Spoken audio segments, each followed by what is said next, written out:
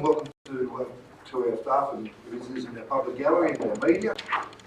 So this is our November meeting, our open meeting with our prayer. We give thanks for the contribution by pioneers, early settlers, for those who fought in the various wars for the fabric and technical community we have today.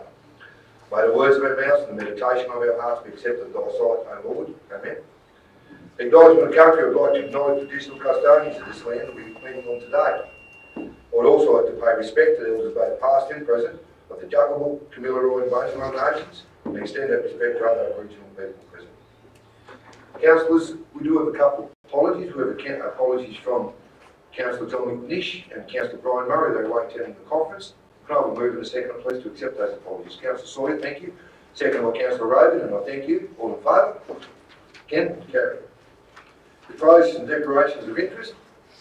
We have a disclosure from Councillor Bronwyn Petrie to do with item ENV 22/18, so EP amendment. Councillors in partnership with ex-husband, son involved in affected land will be leaving the meeting. So can I remove in a second to accept that, please, the disclosure? Councillor Michael Petrie, thank you. Second, please. Councillor Don Forbes, I thank you. All in favour? Against? Carried. Confirmation of previous minutes, councillors, and it is tabled as it has been the last couple of months in our business paper. Would someone who was in attendance at that meeting like to move that it is a true and correct record, please? Before I ask for move a second, I do thank you, Councillor Sawyer, for chairing the meeting that day, and what a deputy mayor should do. It was my first meeting on this in 6 years, so thank you. Can I move in a second, please? Councillor Tom Peters, moved. Councillor Bob Rogan, second. All in favour? Against? Carried. Just a point of order. You had this to set another meeting. Councillor Shipman had the effect twice a week Monday. Council meeting. Well, apologise, Councillor. I forgot that. I don't know what that was about. You can blame me for not coming. Thank you for knowing that, Councillor Forbes. Must have been a while ago. Right.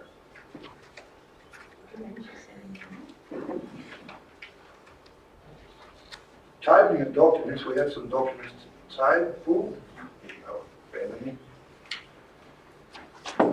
There is an addendum. Where's my addendum?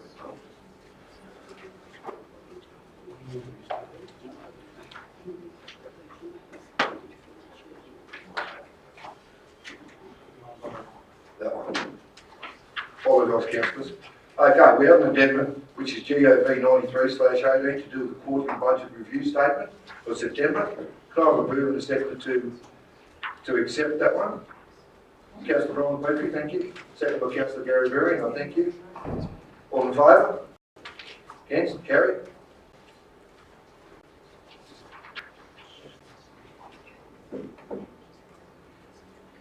Urgent late summary items of business. Concerning tabling the documents. No? Community public access session, councillors. To do with item ENV 22/18, which is the Tenterfield Local Environmental Plan 2013 planning proposal, RU 3 zone land divisions. We do have two speakers for that, Mr. Bill Petrie and Ms. Gail Harpage. So I would ask Bill to come forward and present if you'd like, Bill. Councillors, please welcome visitor to our chamber. Yeah. Thank you, Bob. You all right, Bill?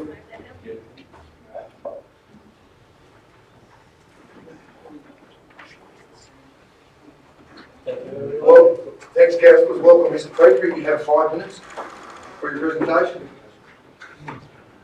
Your last address, council, on this issue of amending the local environmental plan in June 2017. I'm deeply concerned with the delay in fixing the problem and the proposal that the council and the proposal to council today.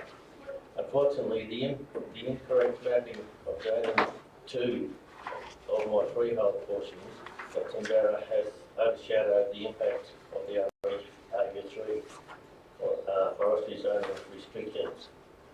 On 52 leases within state forestry, with state forest dedication over the Emeka Shire.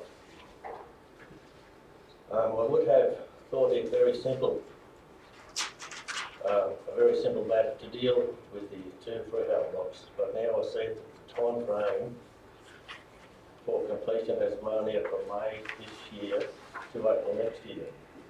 It includes another public exhibition period. I do not understand what has caused this delayed action.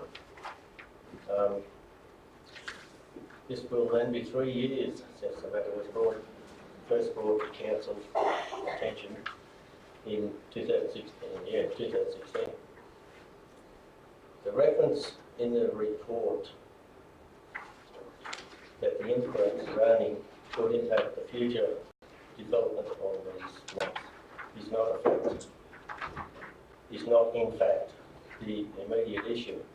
The issue is that zoning freehold as AS3 is not only allows activities authorised under the Forestry Act, therefore putting our land in limbo as it is not covered by the Forestry Act.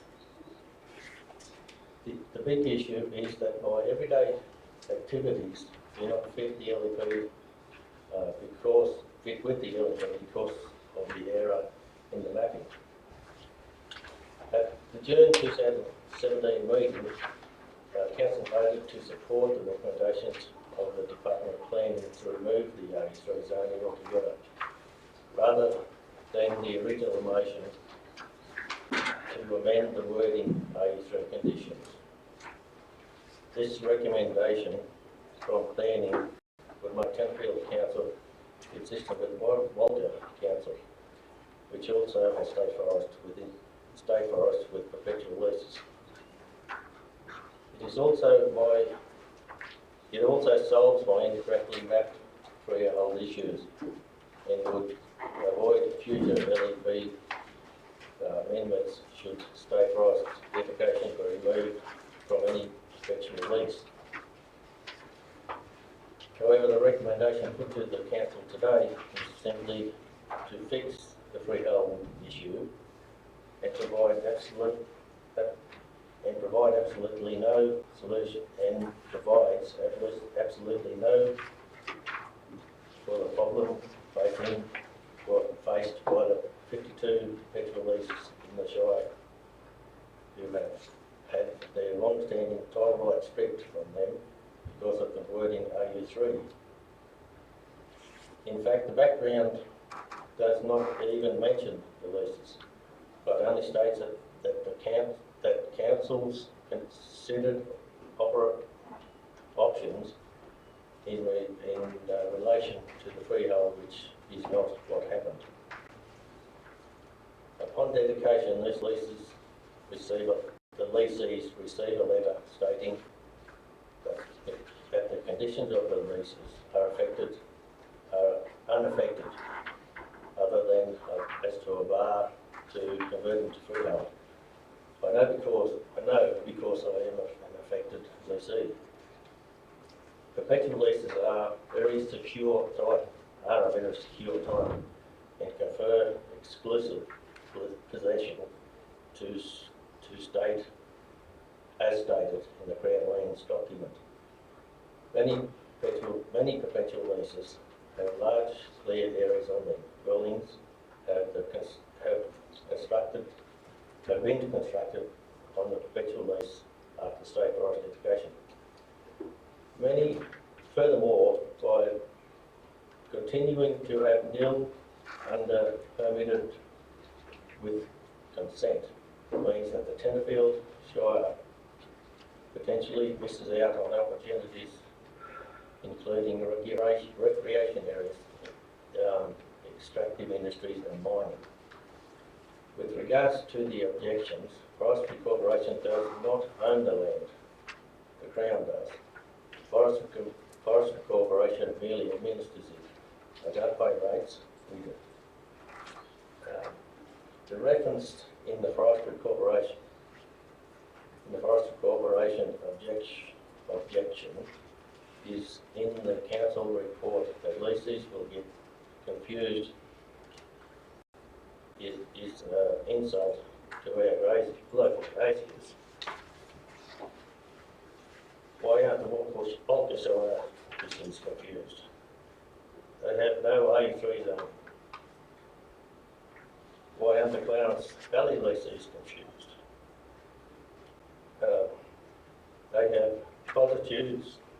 They have a multitude of activities that they can do they can be subject to DA. With regards to harvesting, most of the affected leases in the Shire are zoned not to be harvested. Councillor, Councillor. Sure. Bill, Mr. Patrick, one more minute. Okay, yeah, not long. No, you're right. Okay. Sorry, mate. Affected leases with no state forest, with no state forest zoning have to obtain the consent of the Crown prior to any development outside of lease conditions. There is no difference simply because of the state forest dedication. As for the comment that restating the ability to lodge a DA for certain activities will increase the workload on Forestry Corporation. Well, that is part of their job. What your Lieutenant Bill Grace is, be discriminated against or lose their rights when leasees in other shires can lodge a DA inconsistent with their lease. Just because Forestry Corporation do not want to have to spend any time on lease issues, which is part of their responsibility. As for national parks, the reference to heritage listing are irrelevant, as an incorrect listing over the freehold and 15,000 hectares across northern New South Wales was removed in September last year by Government Gazette prior to the consultation of the proposed zoning changes. Therefore, it should not have been an issue. The comment that private production of adjoining national parks land may be incompatible beggars belief. If this is the case, then they should stop taking land that adjoins farms. With respect, Mr. Petrie, have you got much more? I'm sorry, mate. Another two verses. 2 pages, No, not 2 pages, no. 2 verses. Yeah. Is it a poem? No, I saw 2 paragraphs. 2 paragraphs. Right, I'll allow that. Thank you. With regards to it being inconsistent with intended land use for state forest lands, state forests are multiple use. They not just for timber harvesting, and that comment shows ignorance about state forest use. Fixing this situation by removing A3 has to be done to properly reinstate the rights of the leasees and avoid the need for legal action against the council. It will also solve my freehold problems without requiring further public exhibition. I therefore implore you to stick with the original intention from the November 2016 and June 2017 meetings and rectify this situation as quickly as possible. Thank you all for your time. Thank you, Mr. Petrie. Mr. Petrie, I just want to know before you go with your comments, and I say this with respect, with your comments to the slowness of this council dealing with this issue, I take those comments on board, but any amendment to the LEP, this council worked long and hard previously for the form that the LEP we're currently working. We thought it was a pretty good document. Happy to take on board any amendments that when we go, but when you're dealing with an act or the minister, so you know into the future, it won't happen overnight. And every step that this council has taken, with the good work of our senior staff, has been appropriate. So it has, and this council is very, very good at looking at every avenue we can to make sure that we're taking on board all the information that's provided to make a decision at the end of the day. So I just want to make that clear. I respect your comment about the slowness of it, but you want to walk a mile on our shoes. It's the same. So I just need to share that with you for future reference. Just seems to be Thank slow. you. Just seems to be slow as well. No, tell us about it. Thank you, Bill. You want to stand for council? Okay, I apologise, councillors. Thank you. Now we have another speaker to do with the same item, councillors. Gail Harpies. Gail, if you'd like to come forward. Councillors, please stand and welcome visitors to our chamber.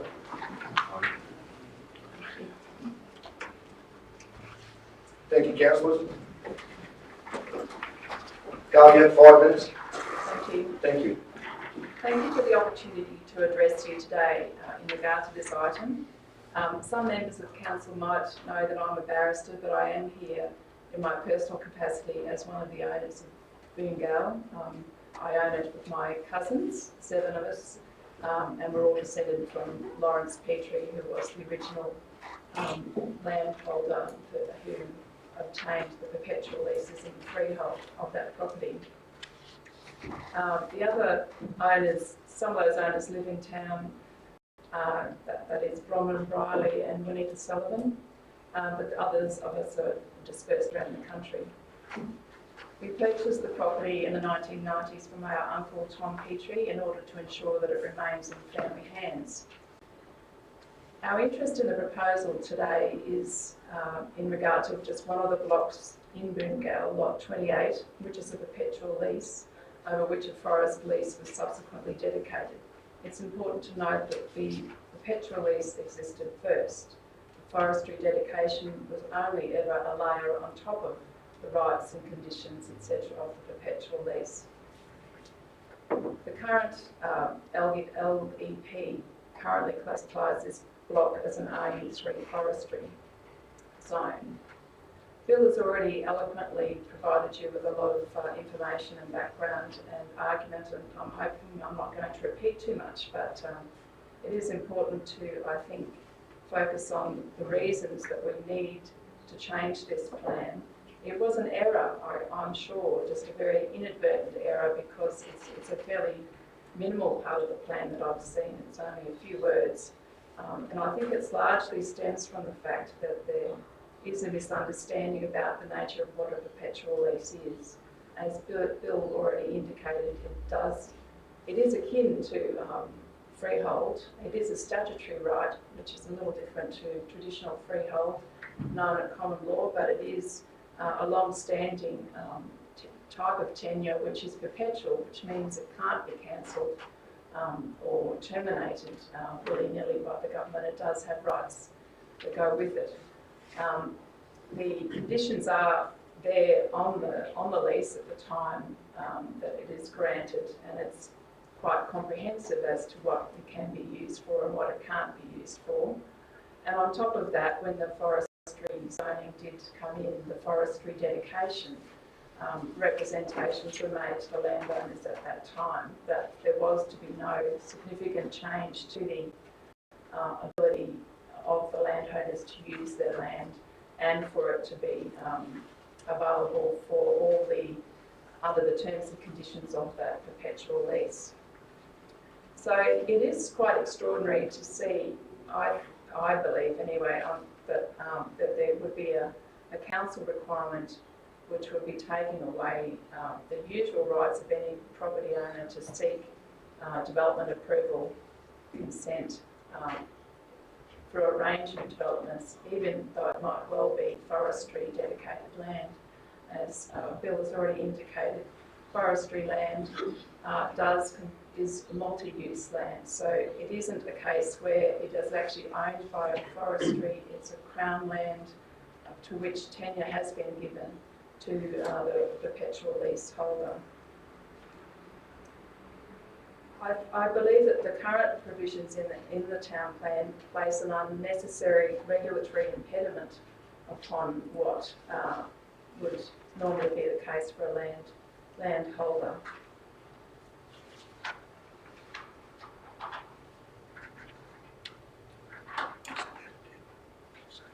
Unless the perpetual leases are converted to freehold or otherwise altered by statute, the rights and entitlements in those leases should be respected, and access to the usual processes for seeking development approval should be safeguarded.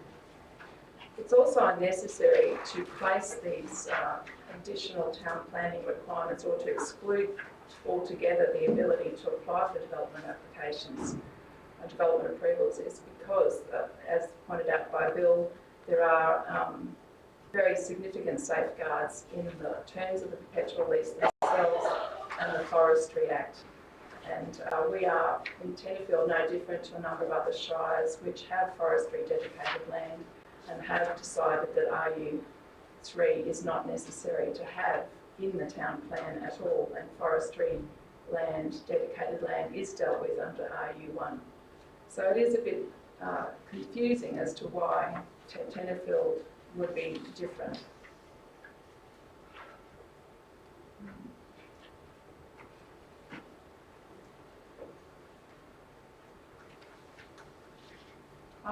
I think that's probably, I don't want to go across all of what Bill has already said to you.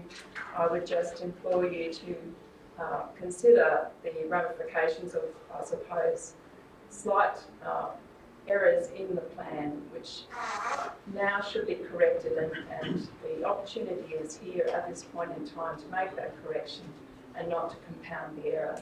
So thank you very much for listening to my submissions today. Thank you, Ms. Duffridge. Thank you for really valid points that you raised. Thank you. Councillors, we'll move on with our agenda.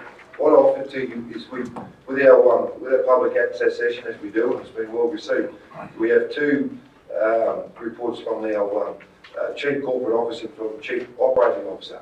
If you wish, we'll do those two, and then if you want, we can move this item forward so we deal with it while our people are in the. Happy with that? Okay. So what I'll do is like to welcome Kylie Smith, the Chief Corporate Officer, to give you a report. Welcome, Kyle. Thank you. As always. Stand somewhere else in the room this morning. Yes.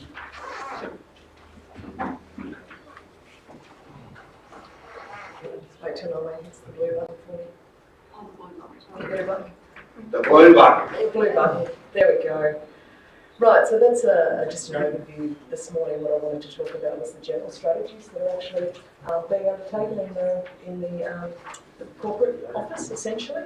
And obviously a lot of those activities have been undertaken with a view to support the organisation as a whole. So I thought it would be nice to go through a lot of this information you'll have seen in the monthly operational plans, but just more of a high level view of some of the activities that we're undertaking. Probably turn it on. So first, I guess, is having a look at the corporate values for us and how we're prioritising some of these things. So we're actually working and looking at three specific items with a lot of the strategies that we're implementing. And the first one is to engage and work purposely with others to achieve results through developing consistent approaches in policy and services and looking at broad council priorities. So that's what underpins, I guess, a lot of the strategies that we're going to look at this morning. We're also investing to deliver better results with what we have and prioritising for the highest impact. So, that was a very fast 5 minutes, wasn't it? So obviously, as we go forward, we've always got more work than we can possibly cope with at any given time, and hopefully that continues. And so just generally prioritising those which has the highest impact right across all of our council departments and services. The next point is to deliver, which is to improve the customer service experience and enable a collaborative workforce, streamlining business processes and integrating services to enable greater self-service and self-reliance. And you'll actually see, particularly in the finance area, we go through trying to support staff so that they've actually got access to timely information and seeing some of those how they're playing out in our everyday operations. And the fourth is to deliver an improved customer service experience. Sorry, it's customers first. So we might need to go back and have more coffee this morning. Oh.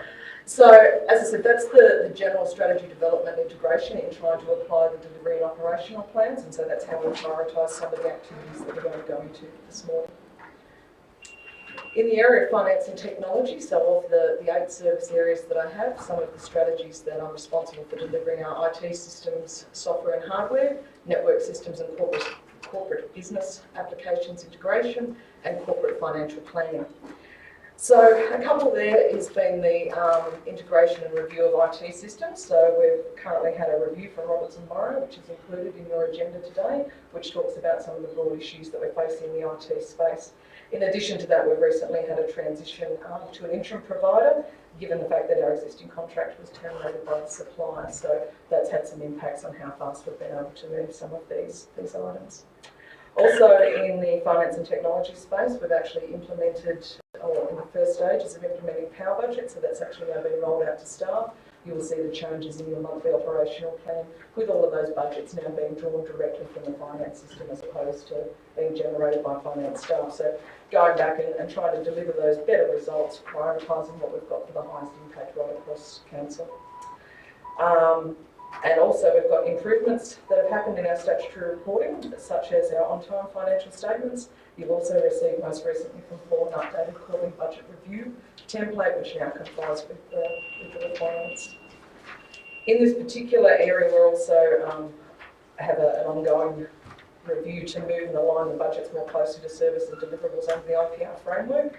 Where you'll see this very evident this year is on page 14 of the financial statements that looks at the finances based on council's functions and activities that also align with the monthly operational plan. So those very clear lines of sight right the way through all of our businesses and recognising what we're doing within each of those areas. In the area of corporate and governance, we have a series of deliverables there, including business process improvement, integration, procurement, customer service, corporate planning and reporting, governance framework, strategy, management and development. And some of the activities that we've been undertaking there is obviously working with the internal audit team, and we've actually got progress on 2 upcoming audits. One of those is for recruitment and selection, and the other one is for notifiable data breach IT review. So looking once again at our IT systems and how that's impacted across the council, and also what is on the audit committee's audit agenda for the coming year. We've also moved in the last several months to electronic tendering, and work's commenced on a framework to roll out across council or relating to tendering and quotations that identifies specific pricing methodologies and approval systems for acceptance. So in terms of the integration, making sure that right the way through from advertising to records to assessing those tenders is actually in line with a process. And we've been working extensively with stakeholders, so everybody who tenders or procures within the organisation to try and make sure we meet their needs. Of course, focusing on some of those higher value actions at this point in time, such as tenders and larger quotations in their assessment. So we have several of those. It is reasonably early days in terms of shaping some of our procurement activities, but I think we've made good progress from an audit that was undertaken in 2014 by Council by IAB, so we've been using that as the framework to identify some of the issues that are occurring in that particular space. What we're also looking to is end-to-end systems and delivery when reviewing those evaluations, records process, and also the risk that's actually attributable to some of those contracts, and making sure that that's embedded in our enterprise risk management framework, which is still under development. We have a draft of our risk management plan at this point in time, which is yet to be presented to council as we finalise the actual framework. So you'll note from Wes's reports that he's been doing quite a lot of work on actually developing our enterprise risk management framework up to a point where it will actually satisfy all of the international standards that are required for risk management. The next one we have is environmental management, which largely looks at noxious weeds, feral pests, dumping, littering, pollution, parking, traffic regulation, and at this point in time we continue to partner with local land services, and we've recently had a strategy update that the staff have been contributing there as well, so a lot of that is driven by an external strategy of which we're partnering with at this point in time. Also we've had actual practical activities that have resulted in a reduced level of complex complaints being received in and around things like parking, traffic regulation, etc. So you would have seen a bit of a drop-off of that in customer service statistics as well, and a bit about how that's actually having some real-world impact as we go forward. The livestock sale yards, so the strategy is there to ensure that they're safe, effective and efficient, and provide a financially sustainable operation attractive to local producers. We've currently been working on an update of the sale yard strategic plan, which needs to be undertaken, and of course thanking the infrastructure team for their continued work on our truck washing, and hopefully we'll have that implemented shortly also. In the planning and regulation space, Tamay and her team have been very busy looking at some of those planning matters that have been brought forward, including one that we're discussing this morning. I think it's important to note there that we have had that update to signage and outdoor advertising policy, which has made a change to the strategies there. We're also still reviewing our developer contributions project, and we're actually at the assessment phase of that, so we've received the quotation, so we're online to actually go forth and deliver that early in the new year, so that council can consider that as part of its budget process. We've received the grant for the heritage inventory review and project, and that's gone out to quotation as well. And at this point in time, hopefully that will be able to support some of council's heritage strategy moving forward once we've got the results from that. In addition, we've got the ongoing updates to our State of the Environment report, so that's just a look, so the SOE, so that's a look at how we're actually going overall in terms of delivering planning and regulation, but also environmental management as a council. And the update to that report is also in your papers today as part of the annual report, so we're constantly reviewing that every 12 months and having a look at our progress. Building and amenities, so we're looking at community and corporate buildings. At this point in time in the existing operational plan, there's a project in there to develop a maintenance schedule for all the buildings on the asset register. So in terms of compiling that register, and we're still in the early phases of that, what we're looking to do is to actually formalise some of our maintenance costs moving forward, so the council's budget can be more effective moving forward, and we have a good understanding of what's required there. This will of course be fed into the asset management plan, and also a focus on the capital expenditure that we need to actually provide to continue services right across the council. So remembering that the overarching strategy for this will look at all council buildings, regardless of their use, right the way through from communication towers, also to amenities, public toilets, those types of things. So we'll have a good understanding of their actual condition and the maintenance schedules to keep them going through the asset plan. We've also got a short-term focus on income prior to developing the property portfolio strategy. So we've been looking and talking with council about the strategy, but obviously going back and doing a little bit of housekeeping to make sure that any of those income-generating assets are actually providing income to the council in the short term, so that then we can actually go back and review that in line with the strategy. Of course, there are some other activities that we're undertaking that are listed in the asset management plans, things like the most recent sale of the service station, which has been an ongoing requirement, I guess, under that asset management strategy. And then we have parks, gardens and open space. I'm talking about open space amenities, place and public art beautification, sport and rec and cemeteries. So at this point in time, our biggest focus there is land management to meet our statutory requirements. So that includes things like plans of management, which we're currently doing a project plan to deliver those, as well as a general tidy up of leases and easements and those types of things. So that's what we've been focusing on there. And then the swimming complex. So this year we're actually being required to develop a master plan for the site. So that's been in council's operational plan for the last 2 years that I'm aware of. At this point in time, we're focused on the development of a management plan to guide contracts and customers in the use of the facility, and that work is still ongoing. So at this point in time, the actual master plan for the site will probably need a little bit further discussion until such time as we get the operations tight to meet the community need and the customer focus at this point in time. Thank you, Colin. Councillor, Colin, happy to accept questions. Councillors, any questions to Colin to do with the presentation?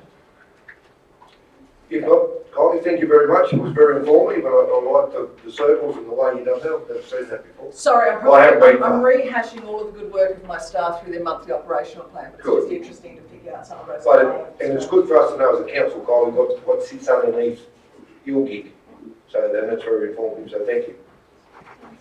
Councillors, I will ask Mr. Andre Kuppler, our Chief Operating Officer, to give his presentation. Welcome, Andre.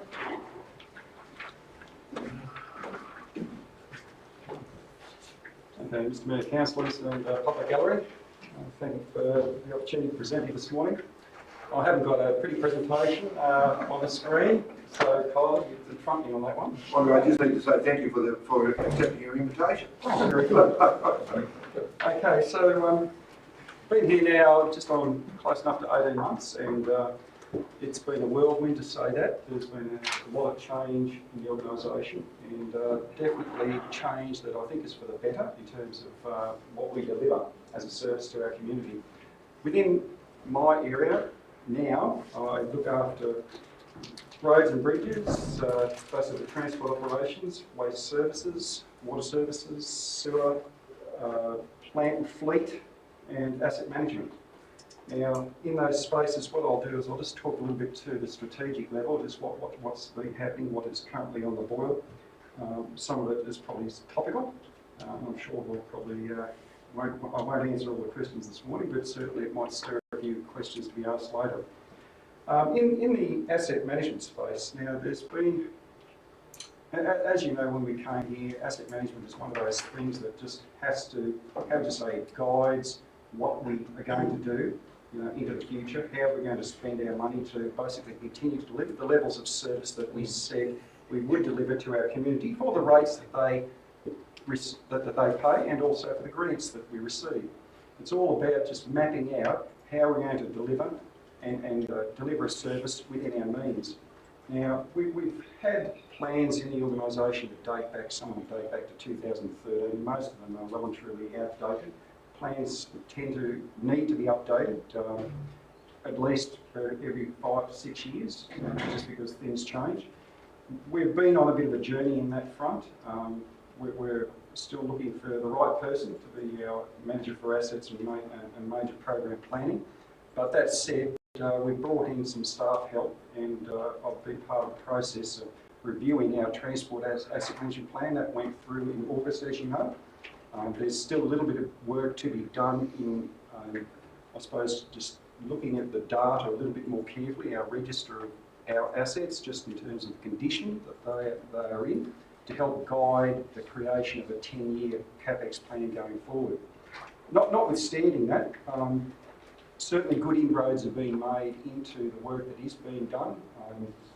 You would notice, it doesn't matter whether you're talking about Bellevue Road, some of the culvert works that are around the place, you would know as councils and the community how that there's been a bit of a change of emphasis in terms of how we roll out our works, in terms of drainage. There's a drainage crew involved now that wasn't actively pursued in the past. The way we actually grade our roads, you would notice too that roads are getting not only a full sweep across, but we're changing the way we do things such that we're introducing good practice. You have a crown put on the road, you're having compaction put on the road. We're using different treatments, just additives in, I think there's about 4 or 5 sections where we've trialled certain additives that we add to the water that's put onto the road to help basically hold the material together a bit longer.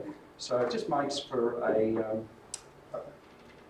service that lasts longer and is better value for money. So that's what's happening in the road space. We're looking a bit more at these innovative ways of trying to make the service last longer and just help create better value for money for our community. In terms of timber bridges, now that's certainly soaked up a heck of a lot of our time the last 4 months. We've had 2 lots of inspections done. Towards the end of last year, there was level 3 inspections done on 17 of our 58 bridges, and out of that there was a process of load limits being applied to certain structures. And we're in the process of rolling out those load limits, and as you know, there will be public meetings in December. I think there's 4 of them, where we're going to be having a little bit more dialogue with our community, let them know just where we're up to in that space, what we're doing about it, why we're doing what we're doing, and what are the alternatives. Just so that they can appreciate we haven't just dreamed this journey up, we haven't just sort of woken up one day and thought, oh gee, how can we inconvenience the public a little bit here? There's very, very good reason, good sound technical reason for doing what we're doing. And I've got some decent pictures that I'll show the community for bridges that have failed just without notice, because not because of anything too out of the ordinary, just because people perhaps were a little bit asleep at the wheel and didn't sort of follow things through in a timely way. So in the timber bridges space, we're we're in our second lot of inspections. Like the first lot back in October of last year, they told us certain things. We've followed up since with the balance of the bridges, and we're getting those reports back progressively. And come February, I'm envisaging that we will have all those reports in, and that will help guide us going forward as to how we deal with our timber bridges over the next 20 years. In simple terms, strategically, I've mapped this out to the council before, but I'll say it for the community's benefit as well, that's here in the gallery. In simple terms, we've got a lot of bridges that are old, very old. They're well past their use-by date.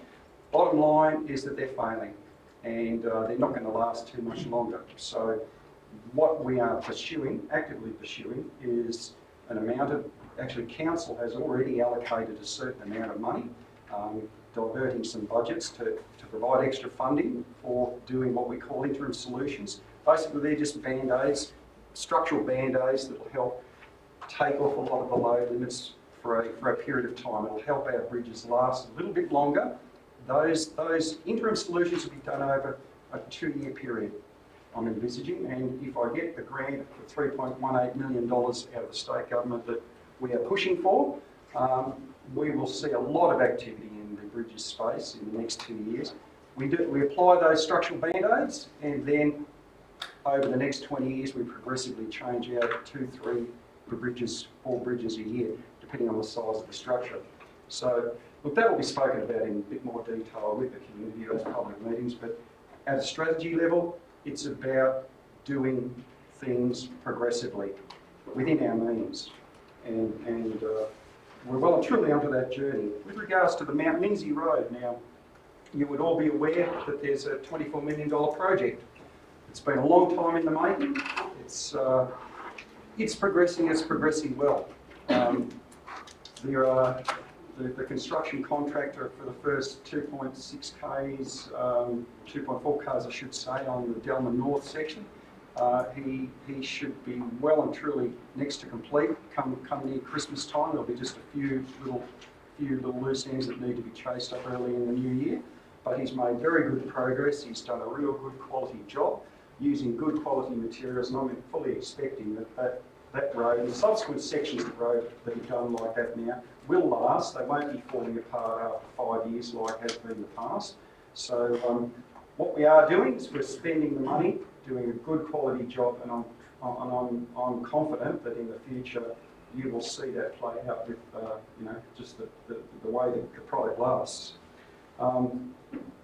The old Karila Bridge, we've had a report in by our structural engineers on some suggestions there as to what can and can't be done, and the fact that we've got a sort of tie in with the heritage principles there. You've got a bridge that was designed back in 31 or thereabouts, and has quite a significance associated with it because of the engineer who designed it.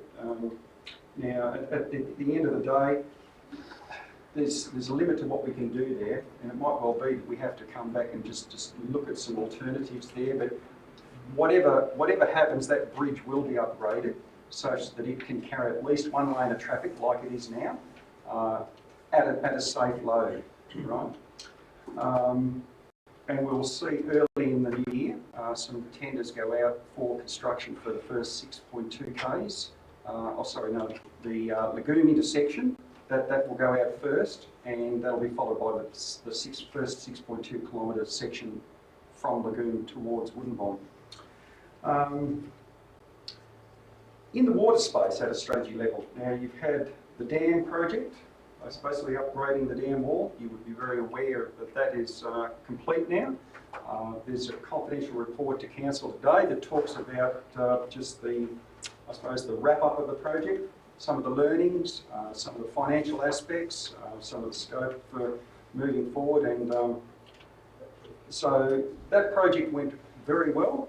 We've got a good quality outcome there, and at the end of the day, if this community ever needs to increase its capacity, so the water security becomes more of an issue in the future. What you have there now, in effect, is something that you could put an extra 2-metre extension on that dam wall, and massively increase the, you know, the holding capacity of that structure, which you wouldn't have had if you hadn't gone down the previous solution path of close tension in the wall. So you do have a quality outcome there now, and we're looking to the next phase of water security, which is your water treatment plant. Now, there's an expression of interest that's going into the New South Wales State Government. That's on the 1st of December. That's for a $9.3 million water treatment plant. We've all but done the expression of interest. We've had concept designs done, and really over the next 3 years, it's very much an exercise in progressing through the approvals process, getting the state government approval under. We've got to get what's called a Section 60 approval to any works that we do on water supplies or sewer treatment supplies or facilities. So we've got to step through some legislative hurdles. We've got to get the funds lined up, but there's every opportunity that council will be looking for at least 75% of that $9.3 million coming from state funding. So that will alleviate some of the burden that comes upon the community to fund some of this big CapEx. In the waste services area, next month I'll bring to you a review of the waste operations, and that was signalled some time ago. That was effectively completed back around August, but I had a chap who's got a PhD in environmental science peer review that work. So what will be presented to you is something that has had a number of eyes look at it, and basically it'll be something that'll be put out to the community as a way forward for how we deal with waste services. As you know, the EPA issue has been closed out, so we look forward to hopefully doing things tidily in the future and not repeating the same sort of mistakes. So look, that's it in a nutshell in terms of what's been occupying our time. I'm not going to go too much into the operational report, the monthly operational report. It is there, the content's there. It's telling you on a monthly basis what the teams are doing. So at a strategy level, if you've got any questions, I'm happy to take those now. Thank you, Andre. Thanks very much for your presentation. Councillors, is there any questions, Andre, to do with this presentation? Councillor Bronwyn, briefly. Thanks for your update, Andre. And yeah, I'm sorry that you and our community have had to be lumped with all those bridges in one hit. And we're grateful that you're looking at the most cost-effective and timely solution to the problem, especially with so many at once. So I was firstly wondering about the bridge reports, the ones that are coming in dribs and drabs, how they're looking. And yes, there's definitely a noticeable difference to road maintenance in the widening of the pavement and actually constructing a crown back on there for better drainage and hopefully less potholes and ruts. And the second question was how many engineers and how in your team? So it's just how the bridge reports are going, engineers. Yes. Okay, Councillor Bronwyn, I'll start with the last question. In terms of engineers, I've effectively got 4 engineers in the team.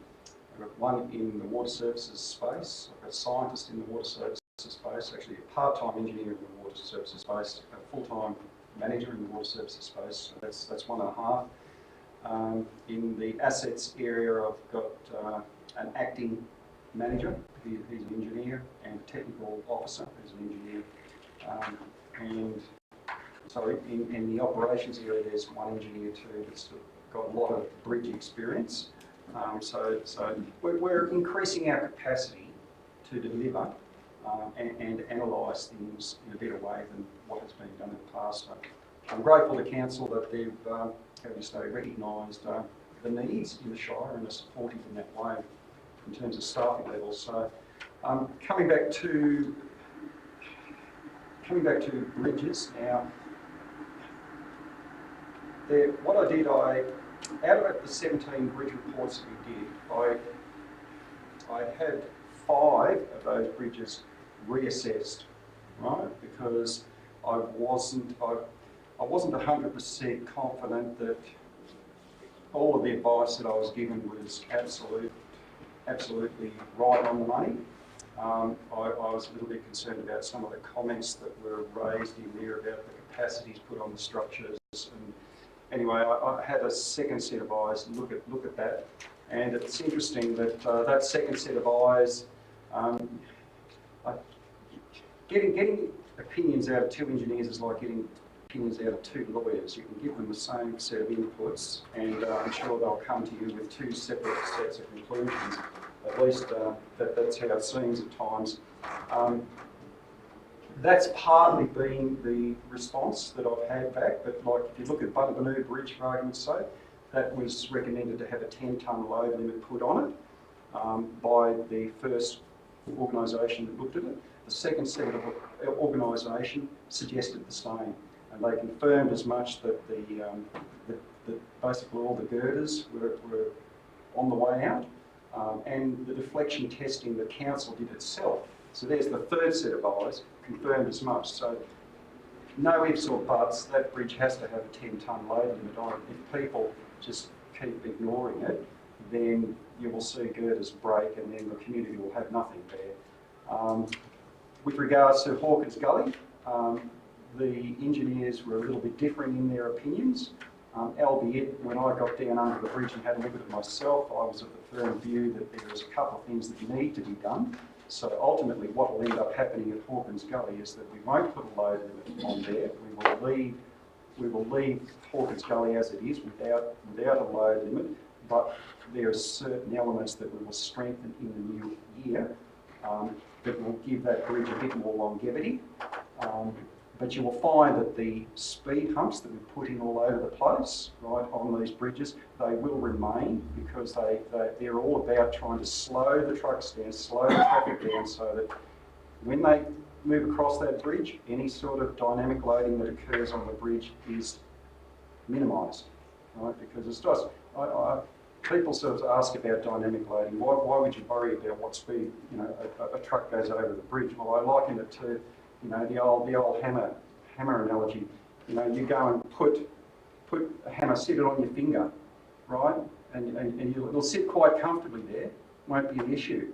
Then go and drop the hammer on your finger, right, from this far. You might feel it a bit.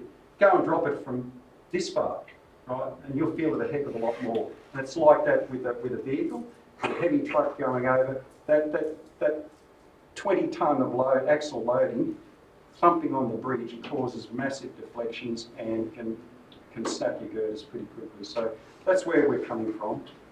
There will be a couple of the bridges where we've got clarity around what we need to do going forward, and that will be, we'll bring the community and the council up to speed as soon as we can on that problem.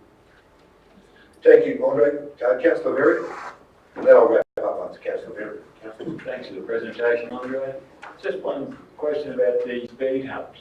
Yes. Would it be advisable to put a speed hump warning sign, because people tend to disobey them, the humps? I mean, not the warning. Or if you've got a warning, you've actually got a warning there to state there is an actual hump on the road. Yeah, thank you, Councillor. Look, that has been tossed around. Certainly was tossed around before. A number of councillors brought it up as a reminder to us to have another think about it. I think you're almost in a position of damned if you do and damned if you don't. It's not one of those things that you need to do. But then having said that, you can have too much signage, and what people call sign blindness occurs, where they're just signage, there's signage everywhere and nobody's taking any notice of anything, right? And so, look, there's in a number of, what I've said to the team is there's a number of locations where because of the approach being on a curve or something like that, where, you know, they might well get caught out and they might not slow down and they might well miss the sign.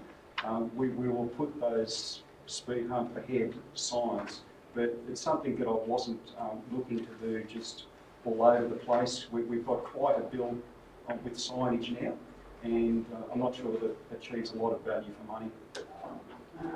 Councillor Bob, and I apologise for not seeing you down there, Councillor. Thank you. Then we'll wrap up, Councillor. not about bridges. With the water space you mentioned, and the fact that the water treatment plant is up for renewal and there's plans afoot and ground's been sorted and all that sort of stuff, is there any plans there to look at, or do we know the condition of the rest of the system, like the mains and all that sort of stuff? Thank you. Yes, look, thank you, Councillor, for the question. When it comes to the rest of the asset, right, that is known through our asset management plan. Our asset management plan is we have one for water, right? There's one that's actually for consideration today, right? Underpinning that asset management plan is what's called an asset register. It's basically a list of all of the assets that you've got, and by location, by the time when it was put in, by size. So, and that asset register is, how would you say, condition rated, right? The condition of the assets are checked periodically and updated periodically. Right? Now, all I can say is that according to those condition ratings, over time we will program out of that asset register CapEx plans or CapEx upgrades, maintenance plans going forward. That's why you have a 10-year CapEx plan. That 10-year CapEx plan's all about progressively fixing up the balance of your balance of your assets. So I would suggest to you that with the rest of our facilities, by and large, they're not in an overall bad condition, right? It's yes, you'll have certain mains that need replacing and upgrading, but I can say to you realistically, in the water space, the big issue for you or for council, for us, is our water treatment plan. That's the real challenge into the future, and so look, we're on that one, and we're hoping that in the next 3 years something comes out of that.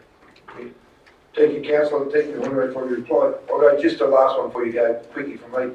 With the whatever million for the grant application for the water filtration, is that top shelf, all whistles and bells, gold taps? Nothing big, you guys to come back and say, go away, wake up yourself, we're going to give you half it, or we still going to get a job done, that's all. Definitely not gold taps, but look, it's reflecting the current technology. Yep. I'm pretty sure that in the long-term financial plan now, Riley, correct me if I'm wrong, but I think we have around about 7 million or something like that already allowed for in the long-term financial plan. Don't you shift on, bro.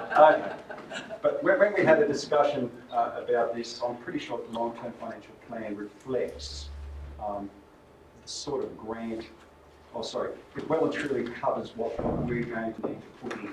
Well and truly covers. And look, if we can, the grant that we're putting up, the minimum, well, I shouldn't say the minimum, we can apply for 75% grant funding based on the size of the water utility that we've got. Yep. Actually, if anything, we're actually putting up for 100% funding out of the state government based on our CEPA socio-economic standing. Yep. So, look, I'm not 100%, I'm not really confident that we'll get 100% funding. They rarely do that, but that said, if we can get 75% funding, it just means that there's a lot less money that the community has to find in terms of, loan repayments in the future. So. Okay. Thank you, Andre, for a very detailed report. Councillors, due to my suggestion before, we will move on, and Councillor Petrie, we're going to move forward with the item. If you'd like to leave the building or the room. I'll be honest. Okay. Don't kill your heels. Thank you, Councillor. Councillor, can I get a motion, please, to move item ENV 22/18 forward, so we deal with it, please? Councillor Sawyer, thank you. Second, please, Councillor Michael Petrie, thank you. All in favour? Against? Carried. Okay, councillors, on page 37 of your hard copy, we're moving on to item ENV 22/18, Tenterfield Local Environmental Plan 213, planning proposal RE3 zone land conditions. And I will hand over to, who wants to present, Cole or Tomei? And welcome, Tomei, as always, as senior planner. And, okay. Okay, you want to do that then? Okay, I'll go to our CEs of the procedure. Through you, Mr Mayor, I've got a question to the Chief Corporate Officer about, and our Senior Planner about whether anything that they heard this morning from the two public speakers affects the imprimatur of the report. Thank you. I'm happy to go first, but nothing that I heard, but I'll be guided by the senior planner. Through you, Mr Mayor. Thank you for your question, Terry, and thank you for your answers, please. So I'll hand over to you, Kylie, as our Chief Corporate Officer, and obviously tomorrow I'll come in to present the report. Thank you. I'm happy enough to defer to May. You can't do that more than twice today, all right? That's the last time. Let's do something. Okay. Very busy agenda. Okay. Thank you. Thank you, through you, Mr Mayor. The report before council today is, as we've already heard, this has been a very protracted process. It does take time. There are state government departments involved, there's minister's approval involved in various components in this process. The report today is a result and provides council with information in relation to the submissions that were received after the public exhibition and community consultation stage of the planning proposal. The recommendation there has taken into account the comments that were received. I apologise to me. It's my fault. Can I remove in a second? We have moved to move this forward. Now we need to move it in a second to deal with the item. I apologise. Councillor Sawyer, thank you. And second by Councillor Rae. I apologise, councillors. So I apologise to mate. Thought you'd done it. No, I had a motion to move the item forward, Councillor Petrie, but I didn't get another motion to deal with the item on itself. I apologise. Sorry to mate. So the recommendation there is my recommendation to council based on the submissions that were received during that community consultation phase, which amongst others include comments from Forestry Corporation, who are the managers of the Crown land with the leaseholds on it, which we've heard about this morning, and through the Office of Environment and Heritage. Some of those submissions that have come in, particularly from Office of Environment and Heritage, have been amended through the process because of state heritage listing has been removed, and that's contained in the report. The Gazelle notice is in the report as well.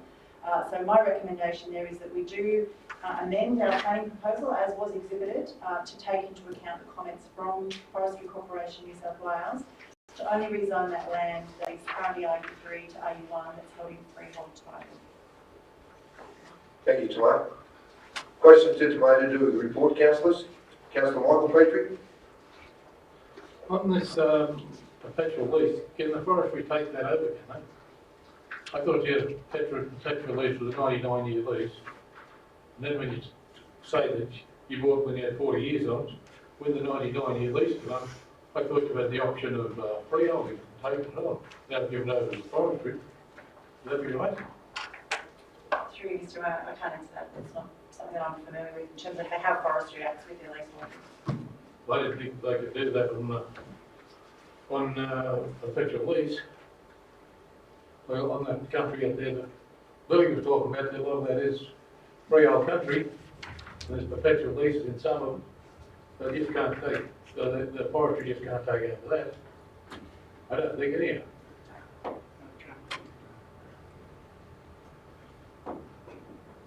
Sorry, councillor, we can't. I think I know what you're talking about. But the way I've always viewed it, that through that time was a perpetual lease that you got opportunity to make that freehold in that 99 years. Oh yeah. It's not discrediting what you're 100% right. But where it is now, but whether it relates to what we're talking about here, was another thing. I'll go here, Councillor. I'll go Councillor Sawyer, then I'll come back to you, Councillor Berry. Councillor Sawyer. Thanks, Mr Mayor. I think we've well and truly cooked this goose and trying to get some action done on it. I take on board the officer's recommendation and the other information we've received all the way through this process, the speakers this morning. Personally, I'm in favour of the officer's recommendation and thank her for it. However, I would like to propose an amendment that at point 1, we replace the entire wording there with requests a draft instrument be prepared under section 3.36 in brackets 1 of the Environmental Planning and Assessment Act of 1979, of those publicly exhibited documents previously. That, I believe, would reach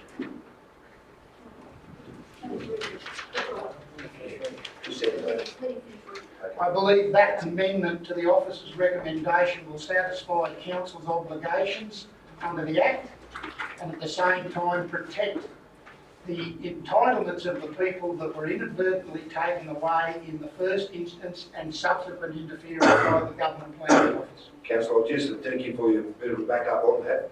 It is an amendment and you've moved that it's an amendment to 1. Can I have a second for the amendment, please? Councillor Berry, thank you. Now I'll go back to you to present the amendment, Councillor. Okay, as I just said, that the whole recommendation, apart from 1, completes what we needed to do on an internal basis and meet our obligations.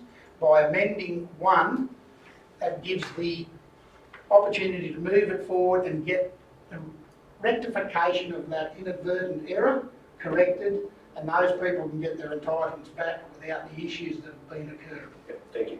Councillor Berry, bring the second, and I apologise because you did want to, if you want to marry that in, if you had some comment or question to tonight. Yeah, I can marry you. Yeah, okay. Yeah, with the, sorry. I think I lost myself. No. With the RU3, I think the perpetual lease with the forestry part of it, it prevents the person actually freeholding land until the perpetual lease is removed, until the forest, whatever you call it, is removed to our RU3 zone. I think that's what one of the issues is. But to speak for the motion, when we hired a consultant, one of the speakers this morning said we inadvertently did this. I believe we inadvertently did it too. The consultant said to us it wouldn't affect us.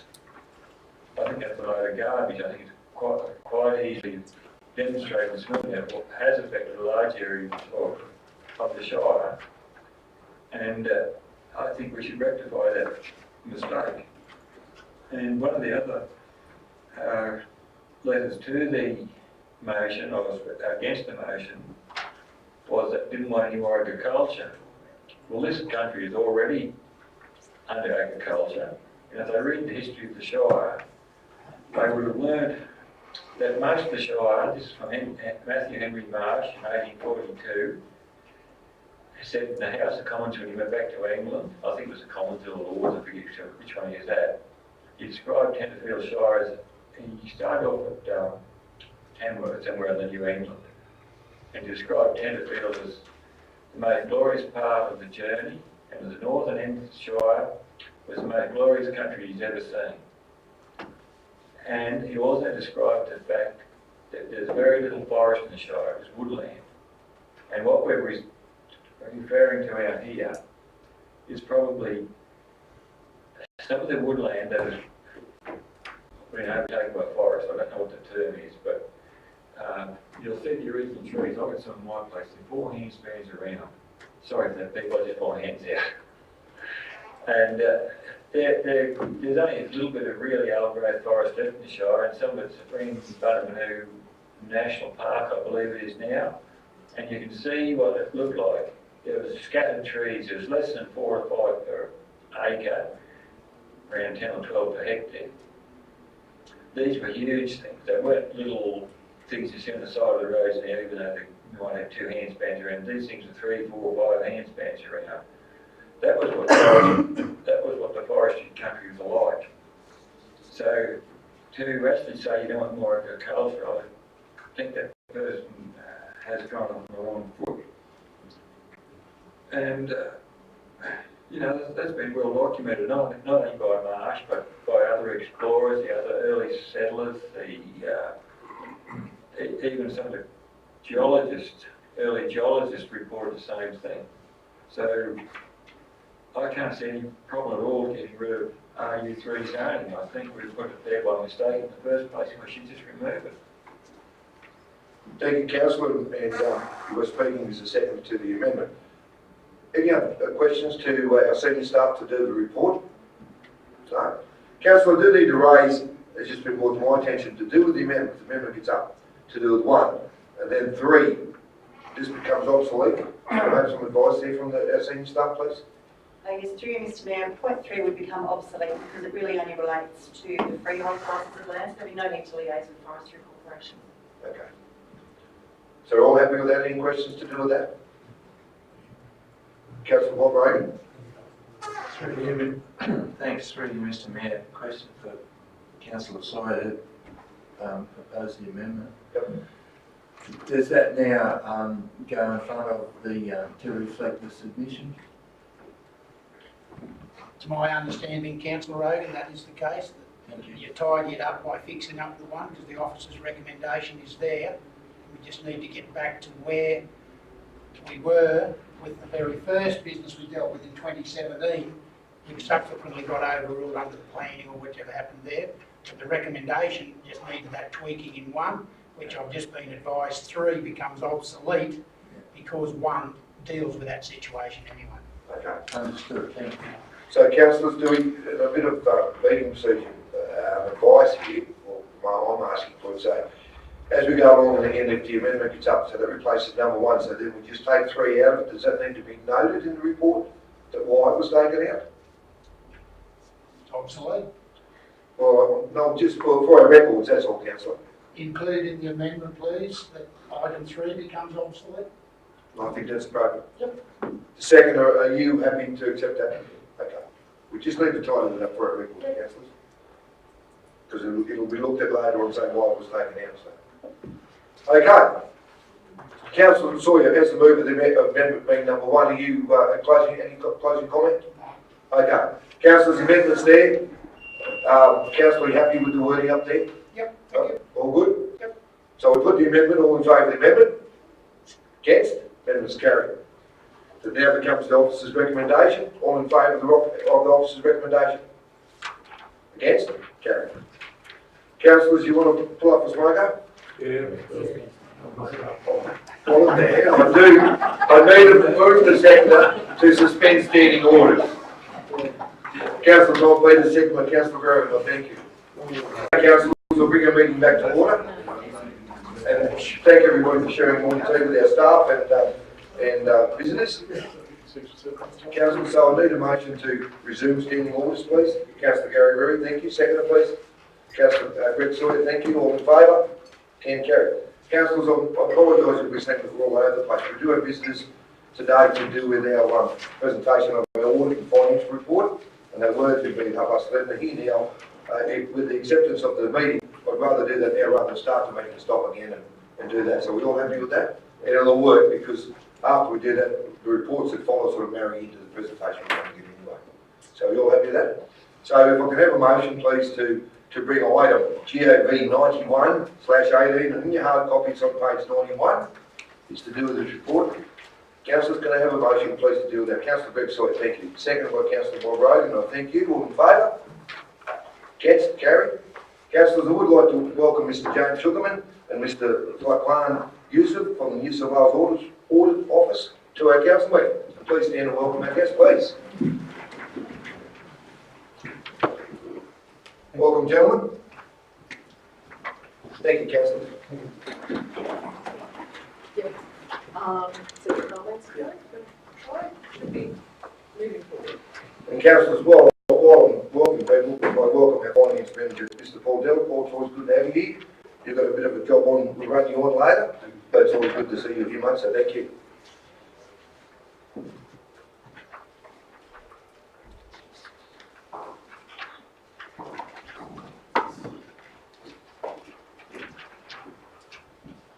Just the side one, Paul, is it on?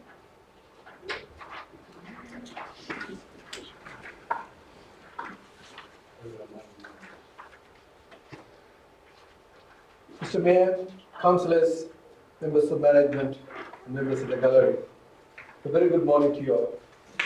My name is James Sugama, and this is Furkan Yusuf, and we are the delegated audit office representatives responsible for the audit of this council. I thank the opportunity to present my report on the conduct of the audit today at this council meeting. I planned, conducted, and concluded and issued my audit reports as indicated in my engagement letter that was issued in March 2018. The good news, Mr. Mayor, is that the council received a clean independent auditor's report on the financial statements. And we did not identify any material misstatements or errors that I need to bring to your notice today. The financial statements complied with the requirements of the Australian accounting standards, and the accounting records were maintained as required by the Local Government Act. And most importantly, the assistance we received from the staff in terms of receiving information and documentation were very satisfactory. In addition to issuing the independent auditor's reports on the financial statements, the Auditor General is required to report on the financial statements for all councils in New South Wales. So there are 138 councils at this point in time. So we have audited 138 councils for 30 June 2018, and we would be preparing and tabling a report to Parliament in terms of comparison, consistency, exceptions, weaknesses across all these 138 councils. The report is based on 4 themes. So we just report that on the basis of the financial performance of the councils, the internal controls we identified, in terms of the effectiveness of service delivery, the information technology controls. So it is summarized in a way which is easily understood by the readers. Now, last year, Mr. Mayor, we also included a video summary in the report to Parliament, a 6-minute video, which probably facilitated better understanding and reading of the report. We are still considering whether we would repeat that for this year. In addition to the financial audit, Mr. Mayor, the Auditor General is also mandated to carry out the performance audits. So the performance audits are a review of efficiency, effectiveness, and what's the third one? There are 3: efficiency, effectiveness, and economy, efficiency, and effectiveness. Those 3. So the reports will review those 3 matters in terms of certain selected topics. And in the 30 June 2019, we plan to look at how councils manage the waste management.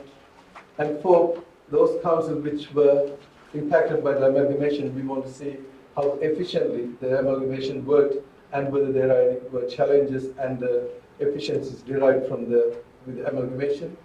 And thirdly, the management of the council activities. Now, in 2018, we actually did 3 performance audits, fraud controls and shared services and services, and council providing services. That was a common kind of review across all 138 councils. So this year, the performance audit will focus on selected councils. It's not going to be a review of every council in our performance audit. Report on the conduct of the audit is the key document which I am required to issue at the end of the audit under the local government legislation. So this report is issued under a particular section which is 417, and the areas we cover under this report is not clearly prescribed. However, we have included a number of items in the conduct of the audit report which we consider relevant to the council. I'll ask for council. Thank you, James. Through you, Mr. Mayor, and the councillors, thank you for our presentation. I will just state the committee through the major changes in the income statement as compared to the previous year. As you can see that the council's rates and annual charges have increased by 0.7%, by 0.7 million. This is mainly due to the special rate variation of 10% during the last year, as well as the increase in the annual charges. The grants and contributions revenue have decreased by 1.5 million. This is mainly due to the timing difference of the financial assistance grant that was paid early in the previous year, and that has resulted in a variation of 1.5 million. The total revenue of the council has increased by 1.1 million, which is basically due to the rates and grants movement. The expenses of the council have increased by 1.3 million, and the main reason for this increase is the increase in the contract and material expenditure, as well as the salary increases as per the award increase. The operating reserve for the year has remained consistent as compared to the previous year.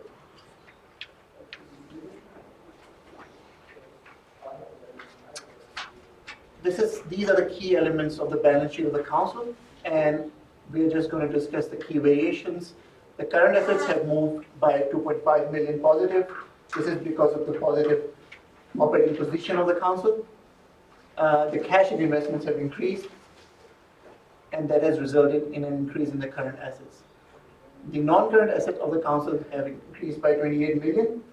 This is mainly due to the fair valuation increase in the infrastructure, property, plant and equipment of the council, as well as the acquisition of some infrastructure assets.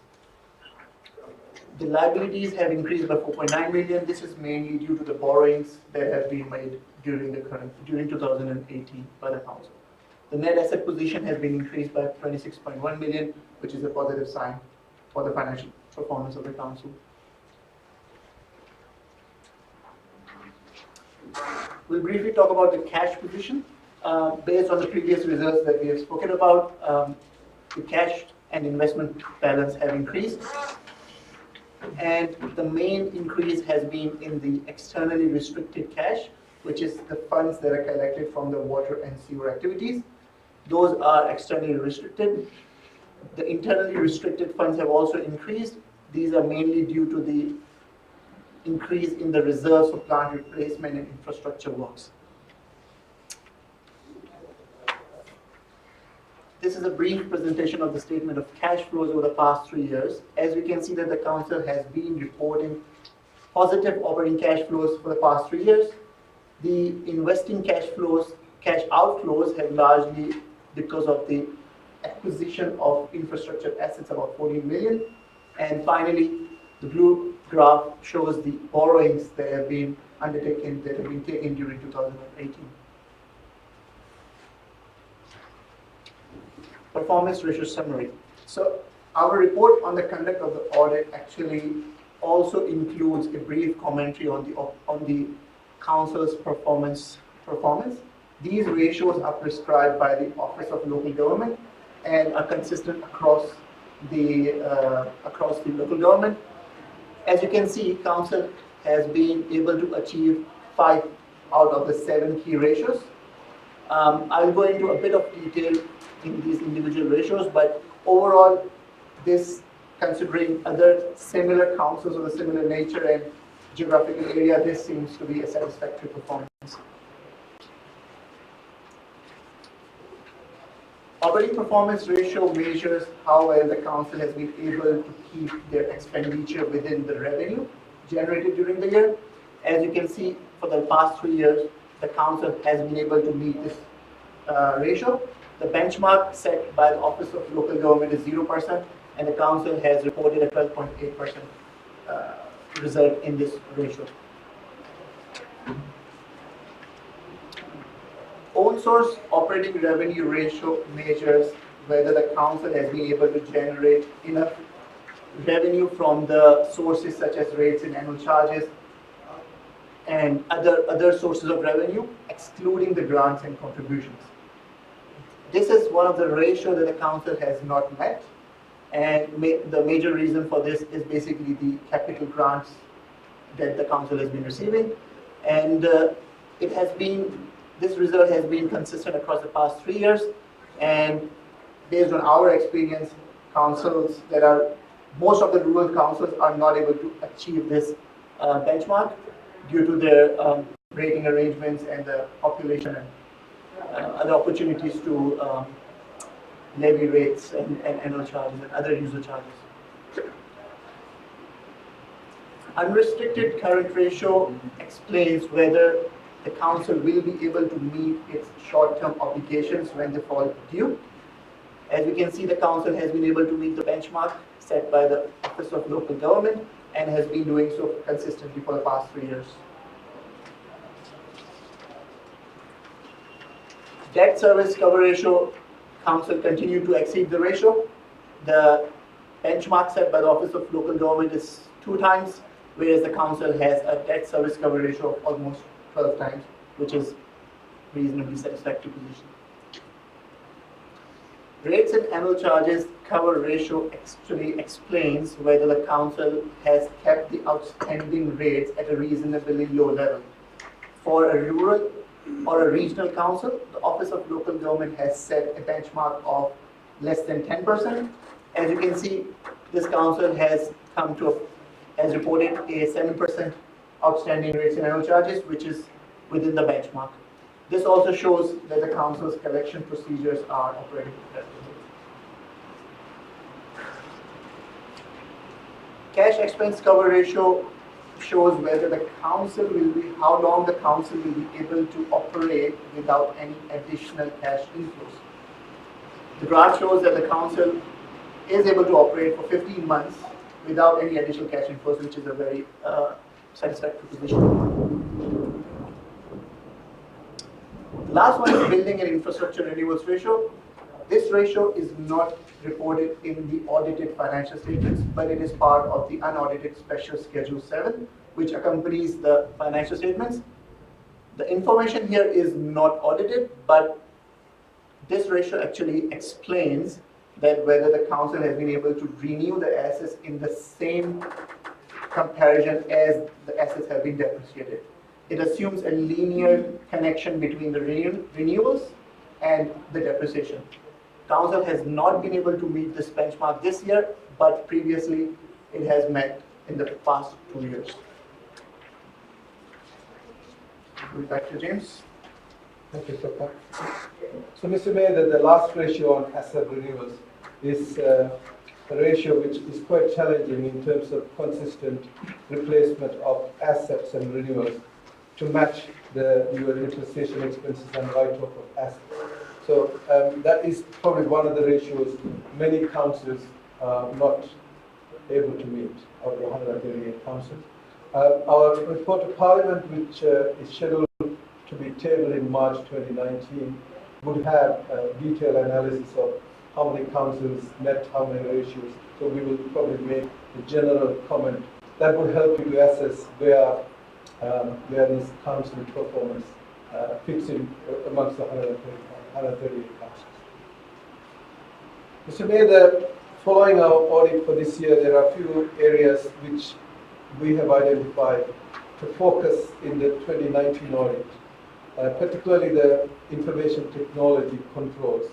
A common observation across several councils in terms of the lack of security or absence of security in terms of reviewing the users' accesses into the system and what changes do they make. These are relevant for those who has got super user access or privileged accesses, which means they are allowed to go into the main system and they can modify fundamental changes. There is a powerful access. They could modify the data, the database, the delete data. So there has been a few instances of such instances across 1 or 2 councils. It is not easy to do that, but the person has got sufficient knowledge to make that amendment. It is a high risk, very high inherent risk. A person can go into the system and put some transaction which may be unauthorized and collude with somebody to put through some unauthorized transaction, including fraudulent transactions. So that is why we consider that as a high risk. We have actually recommended in our management letter for the information technology officers to take care of that, look at who is accessing, and to review that access, whether it's authorized, valid, and whether there have been any data changes or anything like that. So that is something we would be looking into greater detail. The Auditor General has been encouraging all councils to encourage earlier completion of the preparation of the financial statements. So right now, the 31 October is the date. There are ways and means we could probably do lots of the audit work earlier, and I think we will work with the councils, including Tenterfield, to see whether we could do some of those audit work earlier rather than rushing at the end of the reporting period. The landfill site and the rehabilitation of those landfill sites is another common area where there has been lots of misunderstanding as to how to account for the rehabilitation provision, the requirement of the EPA in terms of remediation. So we would work with the councils, and this would be another focus area for next year. Mr. Mayor, the Crown Land, you may have heard this, there has been reconciliation between the Crown Land Register and the all 138 councils who have been assigned parcels of Crown Land, and we're trying to establish completeness and accuracy of those land has been recorded in the councils. So we have actually fixed a few of them this year, but we will continue to work on that to get greater kind of certainty and accuracy in terms of the parcels of land which are being operationally controlled by the council are recorded and reported in the financial statements. Another area, Mr. Mayor, we would like the effectiveness and the oversight by the Audit and Risk Committee in monitoring and overseeing the financial reporting process and financial statement preparation process. That will give us, in terms of comfort, and also make the process more efficient, and will yield better kind of efficiency to the council as well. So those are the matters which we will be looking to focus on for next year. That's all, Mr. Mayor, from us. Thank you very much, James, and for a detail, what I really like about your report is easy to follow. For layman like myself, and I find that really good. Just a couple of questions. With the information technology, Colleen, would you like to make some comment for our councillors with the super user of that? The super users, so that's one that James discussed with the audit committee and a few others. We talked a bit this morning in our general overview on strategy about a data breach audit, so part of that will actually assess any of those opportunities, but something we've been looking at for the last 6 or 8 months is actually monitoring those users, so that calls actually reconciliation of those is something that we continue to manage, obviously, as our risk profile changes, our management of super users changes, so that we can actually get in and all the multiple parts of the system to achieve an outcome that will be best for the business satisfaction. Thank you. Before I go to the council, just one more. James, with the own source operating revenue ratio, although we haven't reached that 60% benchmark for the last 3 years, is that something we should be concerned around, concerned about in the long term? Although we think we're very, very close. Mr. Mayor, that is totally dependent upon how much grants you get every year. So it is very timing related. Yep. Sometimes when Commonwealth would like to, pay out all these grants earlier, that will impact everybody's ratio. Yep. So in my view, that is not something a consistent issue. It could be a timing issue. Okay. Thank you. Councillors, questions to our auditors to do with the report? Councillor Forbes? I'll go to you, Councillor Peter. Thank you, Mr. Mayor. I'd just like to ask James, the audit Councillor Forbes. Sorry? Yeah. The audits plan for the 30th of June 2019, I notice there's 3 of them there. Are they statewide audits, or are they just particular to Tenterfield Shire Council? That's waste management, amalgamation, management of council activity. Those 3, Mr. Mayor, is specific to selected councils. So, because amalgamation did not happen to every council, so I think the Auditor General selected 7 councils, and we have already established contacts. So if we haven't talked to you, which means you are not selected yet. Thank you. Thank you, Councillor. Councillor Bromwich? No, thanks, Mr. Smith. Thank you, James and Pippa. Thanks very much for the update, and it's comprehensive but easy to read, as Peter did say, and thank you to the staff for the work that they've obviously done, that the audit went well. I'm just pleased to hear that we already realised there was a risk there with computer access and being able to implement things because of our size of council, the limited size. But thanks for identifying how we can oversee that so that we can avoid those unfortunate potential instances that I referred to. Councillors, any other questions to our auditors? No, all happy. Well, James, on behalf of council, I do thank you, and it's good to see you up in our fine area again, and to bring us good news. So the things are on track, and we're moving forward in a good way, but not without all the good work that our staff do to make that happen. So I do thank you on behalf of council, and it's always good to see you here. Thank you. So Mayor, thank you very much for inviting us. Thanks, councillors, for listening to us. Thanks. Thank you.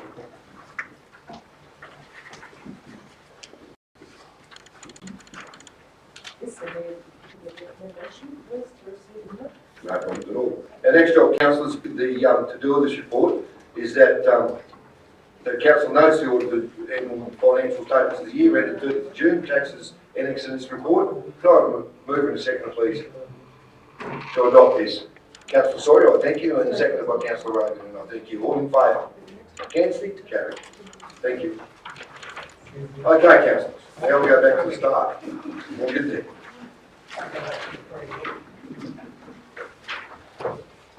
Councillors, on page 23 of your hard copy, it's item MM6 18, which is providing funds for a drought community program, which we've been workshopping through. It is a mirror minute, councillors, and it's just to tidy all that up to do with our last workshop we had to do with that funding. Being a mirror minute, of course, Luke, I will ask for a second, please.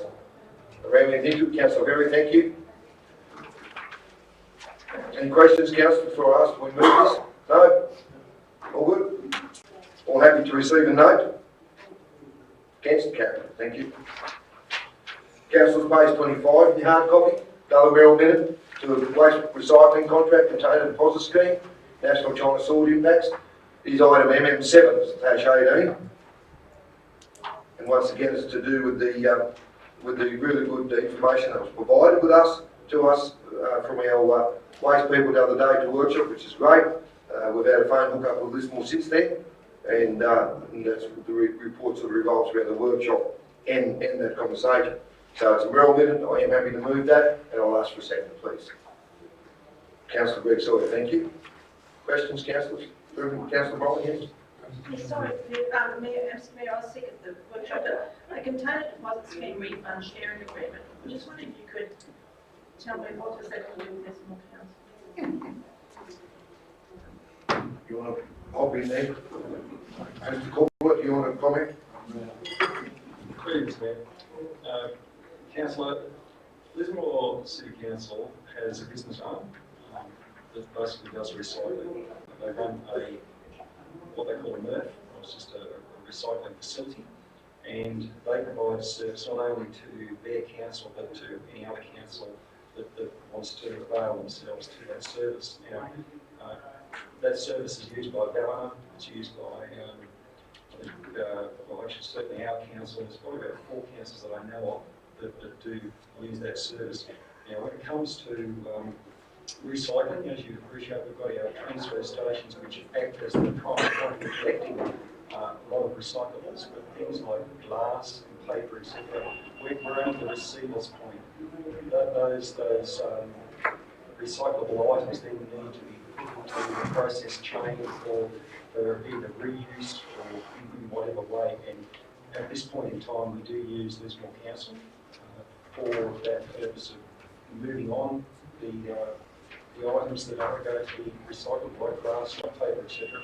The bottom line, though, for us is that they're effectively putting up their costs and seeking to pass those costs back to the councils, which as was indicated the other day, that could translate into $70,000+ per year to this council, which is a hit straight to the waste services bottom line, which has got to be passed on to ratepayers. So there's some ongoing questions that need to be answered, and there's ongoing dialogue with council, Lismore Council accordingly. Do that, So yeah. it has got nothing to do with our container collection service up here. It's a, It's a different thing. When the government brought in the container deposit scheme, this facility that we've got up here, the community gets, their 10 cents per whatever it is, Coke bottle or whatever.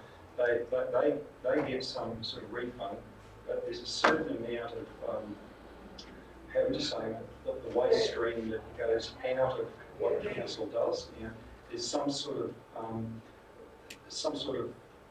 payback, if I can use that phrase, provided by the state government to the MRFs or the recycling facilities for the lack of revenue that will end up happening to them when they take out this what was recyclables through the CDS. So it's all about balancing budgets at the end of the day. They're down on money because of the introduction of these recycling facilities. They're seeking to pass on the increased cost of doing business. We're not happy with those numbers that have been spoken about at this point in time. Yep. what can I say? I think that's just ridiculous. That's extortion. I mean, Councillor, to me, it just sounds weird that we've got a government saying people recycle, put your stuff in there and get your money, but on that same token, someone who used to get that is now saying, well, we're not making as much money because people are putting in that, so we'll make it up from councils. Is that the crux of that? that's been So, said. I just find that deliberate. Change the word to extraordinary. I find it extraordinary. That's better, Councillor. And our neighbouring councils, Wrong E-word. our neighbouring council join you in that, and it'll be one of those watch this space, because the number 2 in the report is the main thing, that staff will come back to us in 6 months, and we're going to look at other ways in which we can do this, because we're getting the proper one there. And so are the allocated councils. So therefore, if we, I see in our operation report, our sale yard numbers are down. Yeah. So because we've got this calibre in our sale yard, do we say, well, we've got an expectation that we used to have this many cows, so we'll just make sure the producers pay us X number of sale yards, just even though they're not putting a cow in there? A good example. Really? Yeah. Anyway, it's noted, Councillor. Councillor Ray, you've indicated a question to do with the report with the Merrill men? Thanks, Mr. Mayor. I did. I think most of it's been answered now, but just to clarify, sign the final revised draft. So I assume that because the one that was presented earlier by Gillian was the initial draft, wasn't it? And that left us pretty disadvantaged, as mentioned. So I assume this final draft hasn't changed anything. We're still at the same disadvantage. As CE can speak to that before we go to you on it, if you wish. Last week, we had a meeting with the 7 chief executives that, and the 7 mayors that were potential signatories to the new agreement.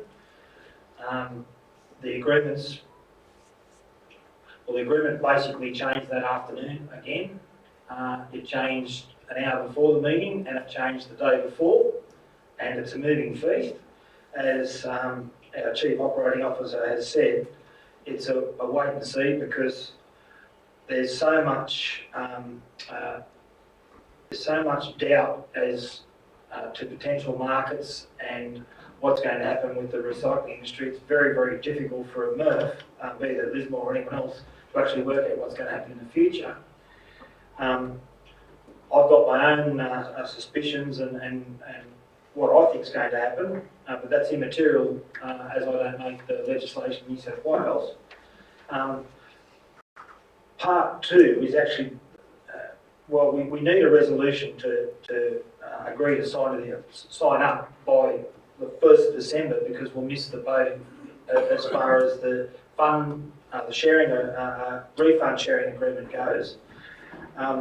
But I agree, and so do the other 6 chief executives that were at the phone link up the other day, that all of us need to go back to basics and review our operations and work out what's best for our local communities.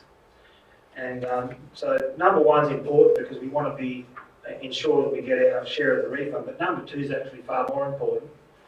And it's actually going to open up, as well as risks, I think it may even open up some opportunities for people, and I'm very happy that it's in there. That answer, councillor? Thank you, yes, so we're just giving ourselves time, basically. Thank you very much. Well, to be supportive of the state, he said, I apologise, I'm not doing a comment. Just all of it. To deal with that, we're not prepared right now, all set up now, to say, well, you can take a fine, and we're going to do this, because we're not. But we'll sign this up for 12 months, and that's it. And then in that 12-month period, obviously, we're going to get a report come back to council, and fully supportive of seeing and driving this, and hopefully that there'll be opportunity for industry employment, something there. And I think there is an opportunity there. Okay. Councillors, has been moved and seconded to that Merrill report. All in favour to adopt? Against? Carried. Page 26, councillors, is item MM818 to be supportive of the local government of New South Wales with Save Our Recycling campaign. There's another Merrill minute, and I promise you my last. So I'm happy to move that. Got a second, please. Councillor Bromman, thank you. Any questions? All understand what that's all about, which is supporting the organisation? All happy to receive a note? Against? Carried. Thank you. Okay, we go on to page 29. It's item COM 21/18, lease for aerodrome hangers. Can I have a move in a second to deal with this item, please? Councillor Bob Reagan, thank you. Seconded by Councillor Michael Petrie, and I thank you. Welcome, Heidi, as always. And I'll hand over to our Chief Corporate Officer to present this report. Thank you very much, Mr Mayor. I understand I've got to say a couple of words because I've only got one deferral left in my pocket. I was joking. No, so Heidi is here, which is great to have her. Obviously, the work that Jennifer's been doing, going back and reviewing some of our existing licences and agreements that we have in place.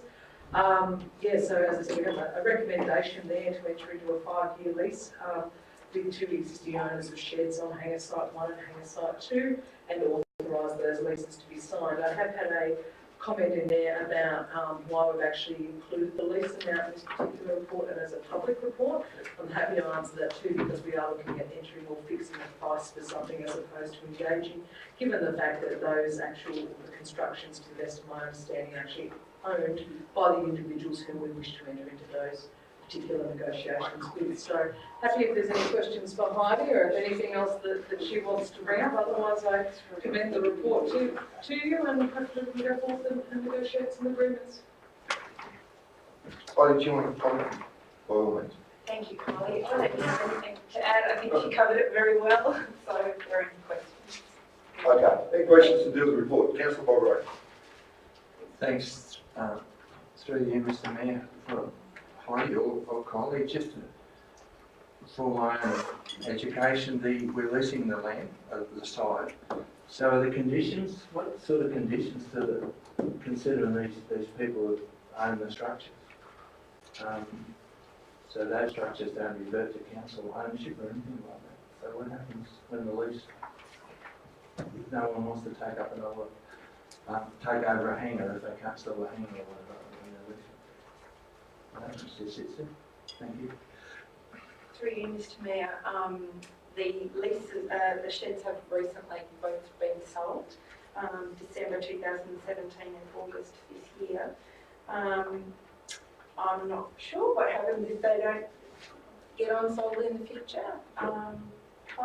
Before we go there, and Councillor Reagan and all councillors, it was my question this morning in your brief for this, we're with the individual, they own the structure. Yeah. We're just leasing the land to them. Yeah, but you raised a really good point. Sorry, Colin. Yes, so where there's a lease for land, obviously it remains both the property of that owner, and then obviously the individual leasing council could ask them if they do wish to enter into future leases for some strategic purpose to remove those structures. It's not actually unusual. There are several different scenarios, which this occurs on Crown land, etc., where people enter into leases and own individual buildings. So it's not unusual. The other thing probably to mention that is in the report, and it's noted at the very end, is that there is opportunity with that review of aerodrome operations in future to perhaps increase the number or open that up, which is another reason why you have in this report. It's not necessarily a limited supply of these particular sites, it's more so the fact that we've got 2 occupiers there at the moment, and we need to formalise their leases over the land that they're on. Any other questions to our staff to do the report? Councillor Tom Peters. Yeah, thanks, Mr. Mayor. Good question, Kylie. There's a land around the airstrip, is that leased to anybody? It used to be leased. Councillor, can you please? Just as a point of clarity, are we talking about the land outside the airstrip area or within the airstrip? No, within the airstrip perimeter, you know, the actual airstrip's there and the land around it. That used to be like leased for farming. Is it leased now or not? I would have to verify that. I wouldn't be able to It's answer. 41 acres there, because I plowed it all up and seeded it once. Or twice. The honest answer is, to the best of my knowledge, no. However, I'm happy to investigate and see what's happening. Any other questions to do with the report to our staff, councillors? Councillor Bronwyn? Just with something Kylie said, I was just wondering, the lease, it says it's about 300 square metres. Is that of the actual footprint of the shed, or is there a bit of land attached to it? Because when Kylie just said that maybe additional in the future, potential for additional buildings, should that lease make sure that these people have a certain area, you know, for car parking, et cetera, in case there are any additional proposed structures? That would be considered as part of the master plan. If you look on page 31, there's a map there that gives you a bit of a aerial photograph of the indicative area that we're looking to lease, which is some level of the footprint outside the shed. And it actually shows you the loop road. So if we were actually going to do a strategic plan in the future, there are things that we would consider as part of that, about car parking, access number, all of those types of things. Okay, councillors, no more questions? Happy to receive and note the report. All in favour? Against? Carried. Councillors, I've just got to go back. I do apologise. All over the place today. We need a recommendation for items to be considered in confidential. Councillors, we have 4 items to be dealt with in confidential. I'll move in a second for those 4 items. Councillor Troy, thank you. Second for Councillor Tom Peters, thank you. All in favour? Against? Carried. Okay. So then we'll move forward again. Page 32 in your hard copy. It's item COM 22/18, electric vehicle recharging station. Councillor, move in a second to deal with this item, please. Councillor Mike Petrie, thank you. Second, please. Councillor Rogan, thank you. I'll hand over to our Chief Operating Officer to present this report.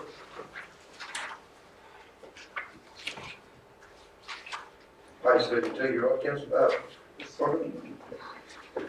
Thank you, Mr. Mayor. Thinking a couple of other things. Councillors, this proposal before you today was brought up, as most of you will be aware, at a workshop Council recently had, whereby what the NRMA is seeking to do is to effectively, I suppose, encourage the use of electric vehicles throughout the state of New South Wales along strategic routes, and the New England Highway is one of those routes.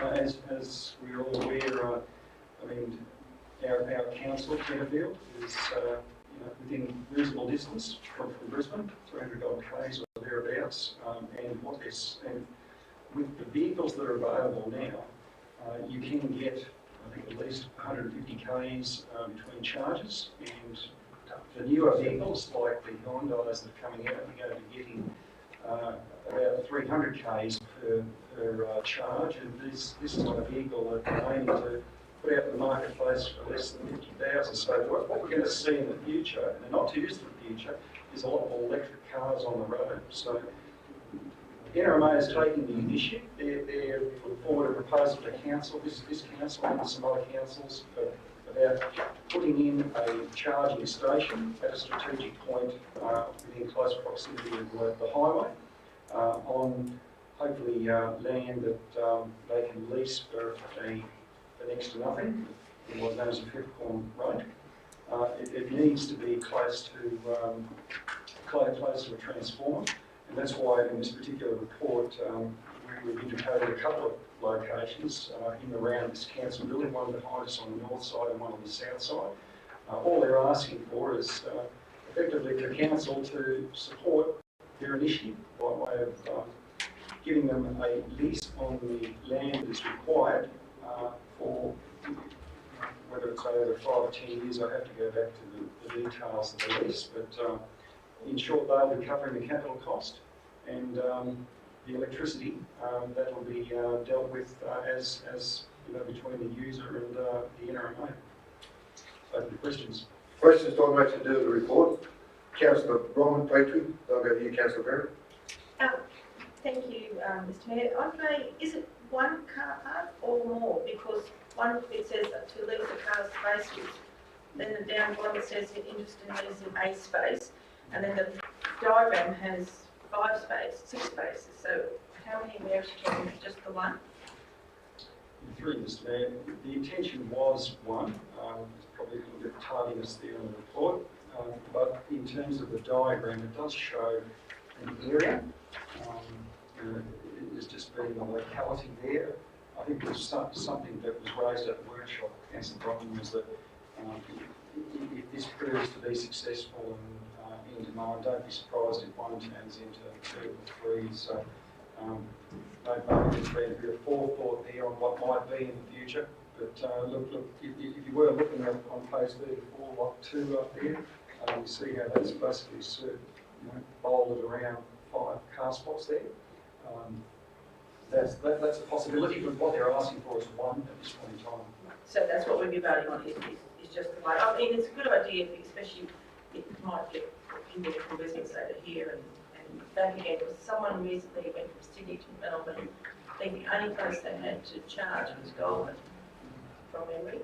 And so they were getting a bit panicky because of lack of charging stations. So, yeah, it's just the one, and see how it goes. Councillor Perry, you have a question? With the site owners council, the 4th point there says support promotion of the site, support information of the site and the network to the local community. I just wondered if we could ask the NRMA to do an article on Tenterville Shire in the road ahead. Very good. Well, we can't, Councillor.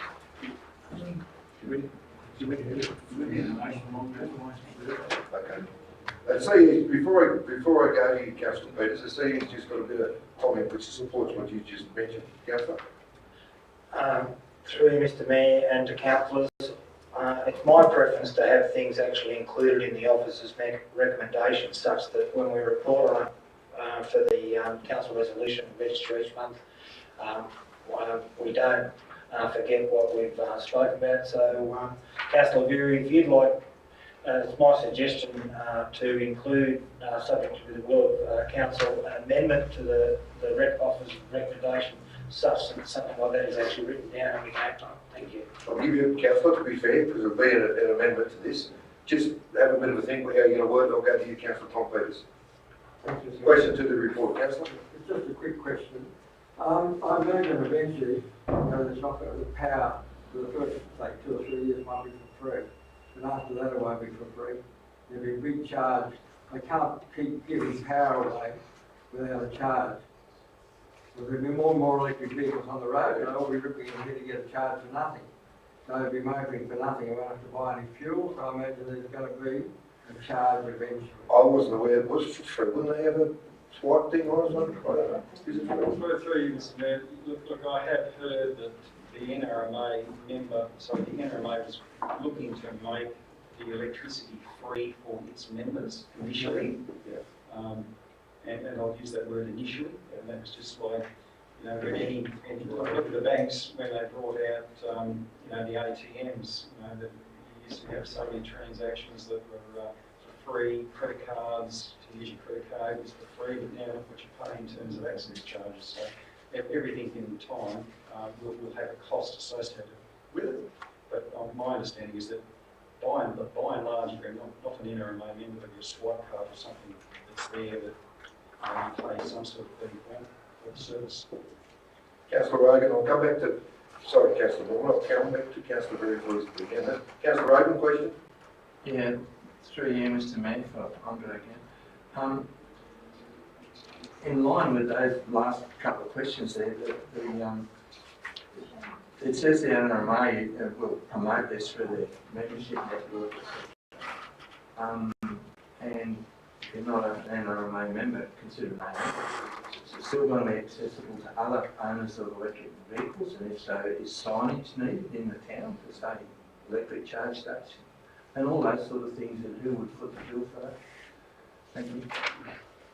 Question? Mr. Mayor, there's some finer details, as you've alluded to there, Councillor, in terms of promotion. Like, those are all things that we can certainly look at in the agreement that we have with the NRMA. I mean, my intent with going forward with this, if council was to choose to do so, would be that yes, we provide the NRMA with the site. We provide it for them for a certain period of time with notional fee. But with regards to any sort of promotion, with regards to signage, etc., that becomes their issue. Thank you. We'll go to the amendment first. Is there a question, Councillor? That's the amendment. Back to my question about the one, I would want the word one inserted in the recommendation. Well, how about we marry that in with Councillor Berry's amendment? So we would too. So, you happy with that? Or do you want to just put my one word in? So it's before you- We'll deal with it and then you put your one word in. Councillor Berry, how'd you go? Yeah, all right. Good. Let's hear it. Okay. We asked the NRMA to have a promotional article on the road ahead.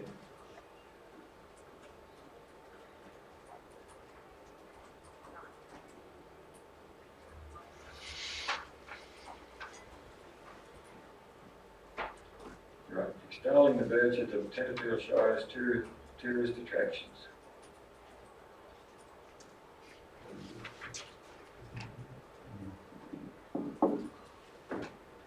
That in?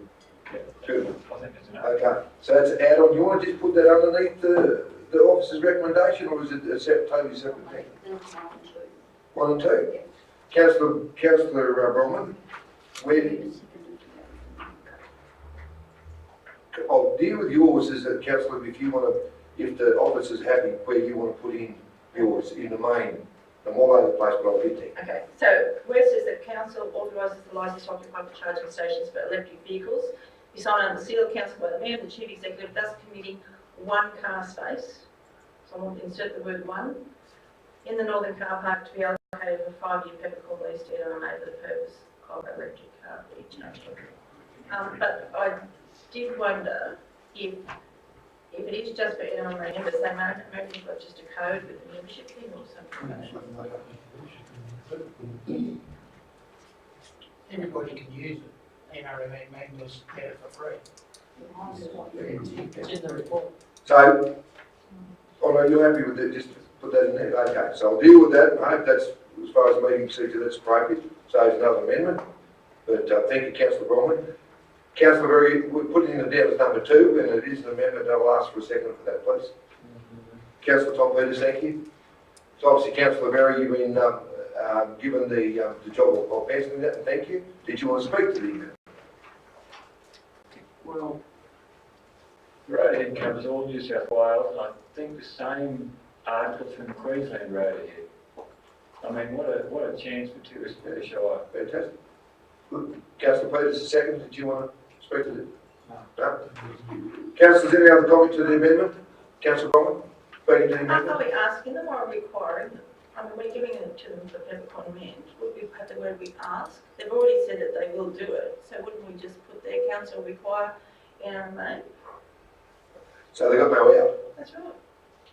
Or we also can pay more for the lease. I was just asking for a bit of advice here from the CEO. I don't even think involved. Through you, Mr. Mayor, if it be the will of council, that would be fine, but I'd strongly counsel, different spelling, to use a spoonful of honey instead of a fly swatter within our meeting. Good point. Councillor Mike Baker, do you have a question? Yeah, the only thing I don't like about this, up there giving them a peppercorn leaf.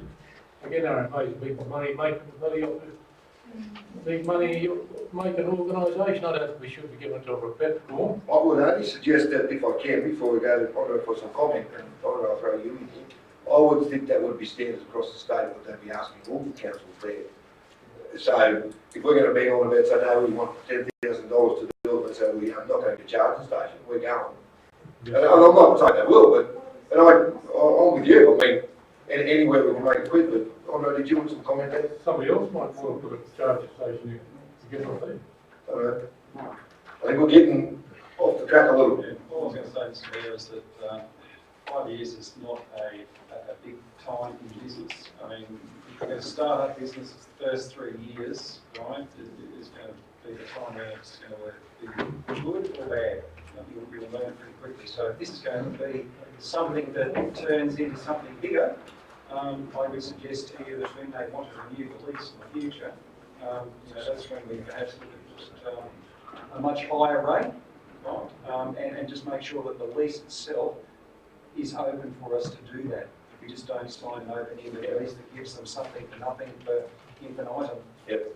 And I totally agree with the office of Councillor Mike Petrie, because once it's built there and it's on our site, we've got a little bit of leverage there down the track into a lease. But you raised a really good point, and I think it will be looked at in the future. Okay, Councillor Peters, I'll go to you, then we'll wrap it up. Thank you, Mr. Mayor. Quick question to one, I'm sure everyone Microphone, Councillor, please. Oh, yeah, right. Sorry. I thought my voice was loud enough. You're going all right. It's got to be recorded, Councillor. Okay, quick question to the engineer. Are all the charging plugs on all the electric cars going to be the same, or is it going to be like everything else and they'll all be different? Can you answer that one? Through you, Mr. Mayor, you're asking me something that's out of my expertise. Surely. A reasonable person would assume that they would have subject to some sort of standard. Just if you seriously look at refueling points, right? You've got standard refueling points on cars, whether it be unleaded petrol, whether it be gas, right? So I dare say this would be very much similar. Okay, councillors. I hope you're right. We'll move on with this one. Councillors, we have, to remind everybody, we have noted, and Andre being the author of this officer's recommendation, we've accepted Councillor Bronwyn's little adjustment there with committee 1, car space. Councillor Berry, with your amendments being moved by you and seconded by Councillor Peters, did you want to speak? Have last call to your amendment? No, I think it's pretty well said. Okay. Okay, councillors, we'll put the amendment. All in favour? Against? Carried. Thank you. And now the officer's recommendation, being part of the amendments in that there now. All in favour? Against? Carried. Thank you. Okay, councillors, page 37 we've done. Page 42 in your hard copy, councillors, is item ENV 23/18, 218 Water Asset Management Plan update. Have a move to second to deal with this item, please. Councillor Sawyer, I thank you. Seconder, please. Councillor Bronwyn, I thank you. And I'll hand over to Chief Operating Officer to present this report. Mr. Mayor, councillors, as I indicated in my little talk earlier on, I did mention under the section on asset management that one of the things we had been doing was updating our asset management plans. The water asset management plan that you have before you forms part of and is integral to Council's integrated planning and reporting framework, which is shown on page 2 of the document.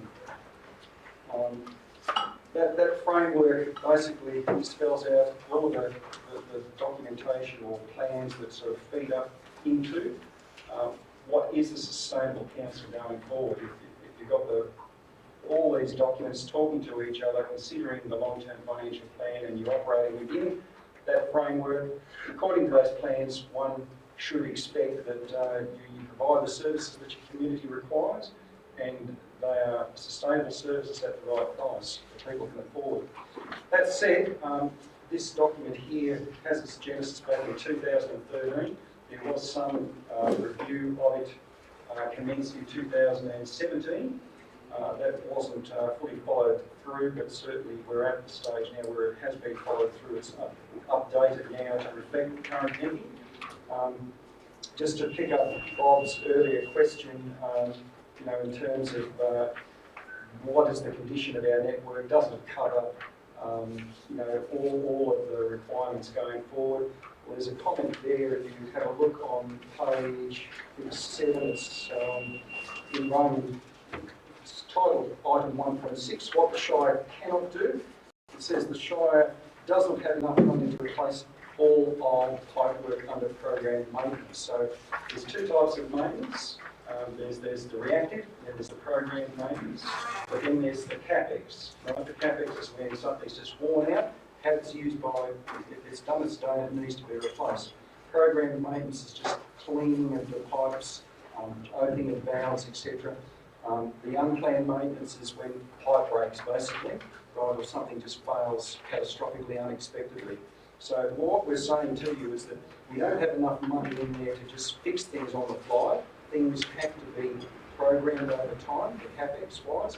And if you look up in section 1.4, it's basically saying that when you take into account CapEx, that is the new water treatment plant, right, we have a deficit, right, of about 1.9 million per year, right, over the next 10 years. So, in a nutshell, Councillor, look, this report is committed to you on the basis that it maps out the current status of things. It's reflecting the fact that we do and will need a new water treatment plant. It's reflecting the fact that we are seeking grant funding for the great majority of that water treatment plant, and it maps out a doable and sustainable way forward. Thank you, Andre. Questions, Andre, to do with the report, councillors? No questions? Happy to receive and adopt? Against? Carried. Thank you. Councillors, we move on to page 48, your hard copy. It's item ENV 24/18 to do with the former Hastings site at Jennings. Can I move to second the deal with this one, please? Councillor Rowe, thank you. Seconder, please. Councillor Michael Petrie, thank you. Hand over to our Chief Operating Officer to present this report. Thank you, Andre. Mr Mayor and Councillors, this would have to be, I'm pretty sure, the third report that's come to you now on this subject, and regrettably it's dealing with the same subject. It's just more of an update for you on what appears to be some changes in the extent of the land that needs to be basically dealt with. Now, if you have a look on page 53 there, you'll see that there's some cross hatchings right next to King Street and right up the top end of Gladstone Street there. And then there's a little coating up on the top left-hand corner next to the MGA northern side, additional portions of Council Road reserves to be closed. So what's happened is that basically there's been some sort of mismatch with LPI in terms of the CADASA, and long and the short is that we have to acquire a little bit, we have to close a little bit more land. So that's all this report's about. It's about allowing to get on with the job and council doing what it needs to do to help clean up what is an old contaminated site. Questions, Andre, councillors, to do with the report? No? The report's in front of you, councillors, all happy to receive a note. Against? Carried. Councillors, move on to page 54. It's item GOV 83/18, it's a monthly operational report. I'll move to second to deal with this one, please. Councillor Sawyer, thank you. Seconded by Councillor Berry, and I thank you. Any questions, councillors? No? All happy to receive a note? Against? Carried. Page 55, councillors. It's item GOV 84/18, Stenfield Shire Council Annual Report 2017-18. Can I move to second to deal with this one, please? Councillor Bob Rogan, thank you. Second, please. Councillor Michael Petrie, thank you. Welcome, Erica. Always good to see you. Did you want to present this annual report? Well, I've got to get our money's worth here. Well, and through you, over you. Sorry, through you, Mr Mayor. Councillors have received copies of the annual report earlier in November for their review and comment, and it is now presented for council to adopt. Council is required to provide an annual report in accordance with the Local Government Act under section 428 by the 30th of November each year. The annual report is required to contain some statutory reporting information about council as well as information to our residents and ratepayers of our progress against our community strategic plan, our delivery program and our operational plan. And so you will see that the annual report is divided into 4 sections, and that is the front initial information section and then the 3 appendices. And that includes our report against the operational plan, our state of the environment update report, and the financial statements. If there are any questions, I'll be ready to take them. Questions, councillors, directed to deal with the report? Councillor Bromwich? Thank you, Mr Mayor. Eric, it's in relation to the state of the environment report as part of that.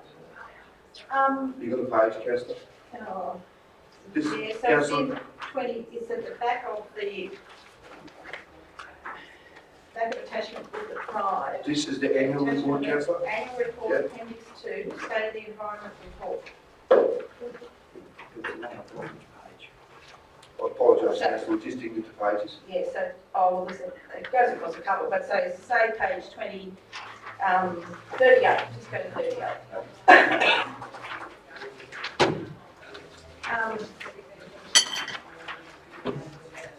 It's got there, on their dot points, 4th one down, says no washdown policy or facilities regularly used by council and machinery. I thought we did have a policy. Our staff often do washdown machinery. Now, but then coming down, a third of the way down, says lack of education and awareness for upstream landholders of the Tennant Dam drinking water catchment, e.g. agricultural runoff. And this was in the previous time, which I objected to. And it actually says here, on page 24, lack of education and awareness with upstream landholders that the water running off their land feeds into the Tennant water supply. Bernie, we don't know water runs downhill and where it ends up. Apparently. I presume that's why forestry considered we're too stupid to know.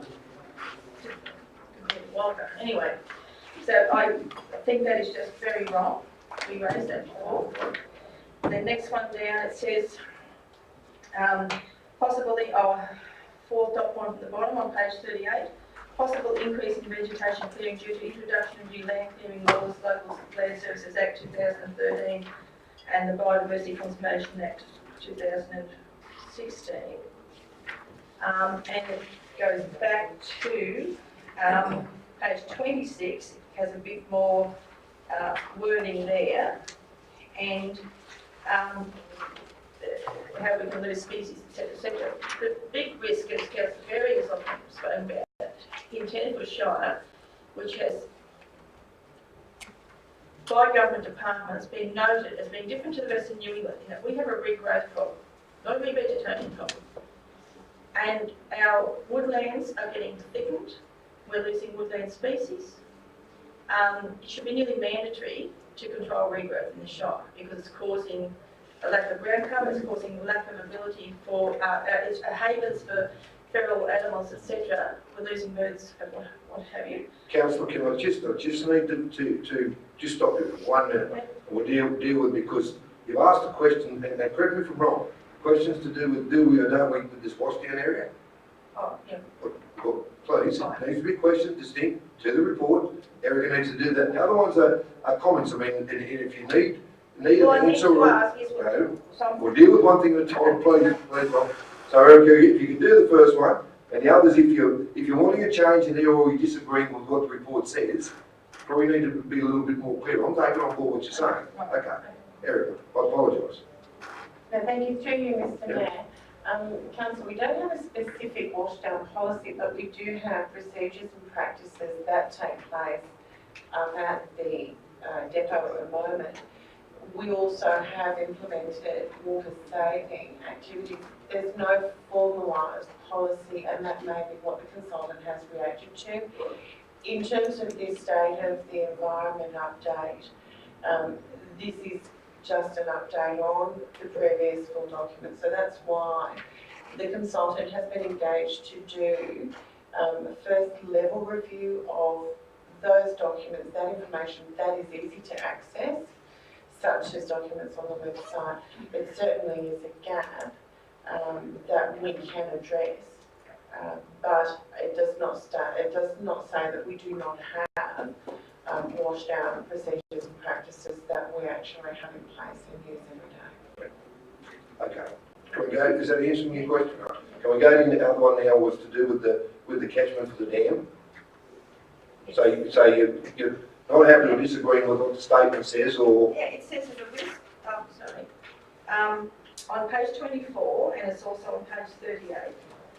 Lack of education and awareness with upstream landholders that the water running off their land feeds into the Tenterfield water supply. Do we not understand that our water runs into Tenterfield Dam?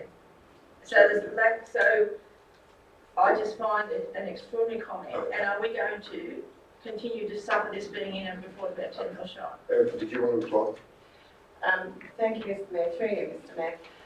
In terms of that comment, I can't provide a specific response other than certainly I would like to give councillors the opportunity to provide that feedback. This has been for 3 weeks for feedback. I do apologise if I missed something. I was away. I didn't know if there was some feedback on the 14th. No, and that's fair comment, because it was there for comment. I do apologise. Yeah. Because if I've missed an email, I do apologise. Yeah.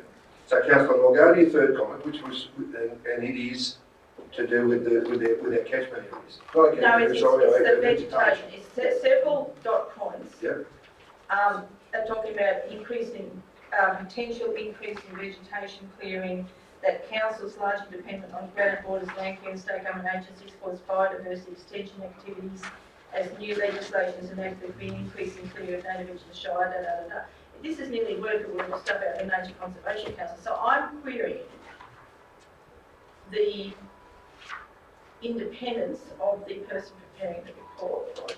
I am querying, because this is obviously, they haven't read the legislation, that the replacement legislation, and compared it to the previous one, because it's far more onerous in many ways, and it's promoting that council needs to bring in additional approvals that we will have, the council will have to then go and regulate on top of all the other jobs that council does, and including that the Wildlife Fund for Nature has identified Tenterfield as one of the 5 local government areas in the state that could have the greatest potential impact on koalas with the new laws.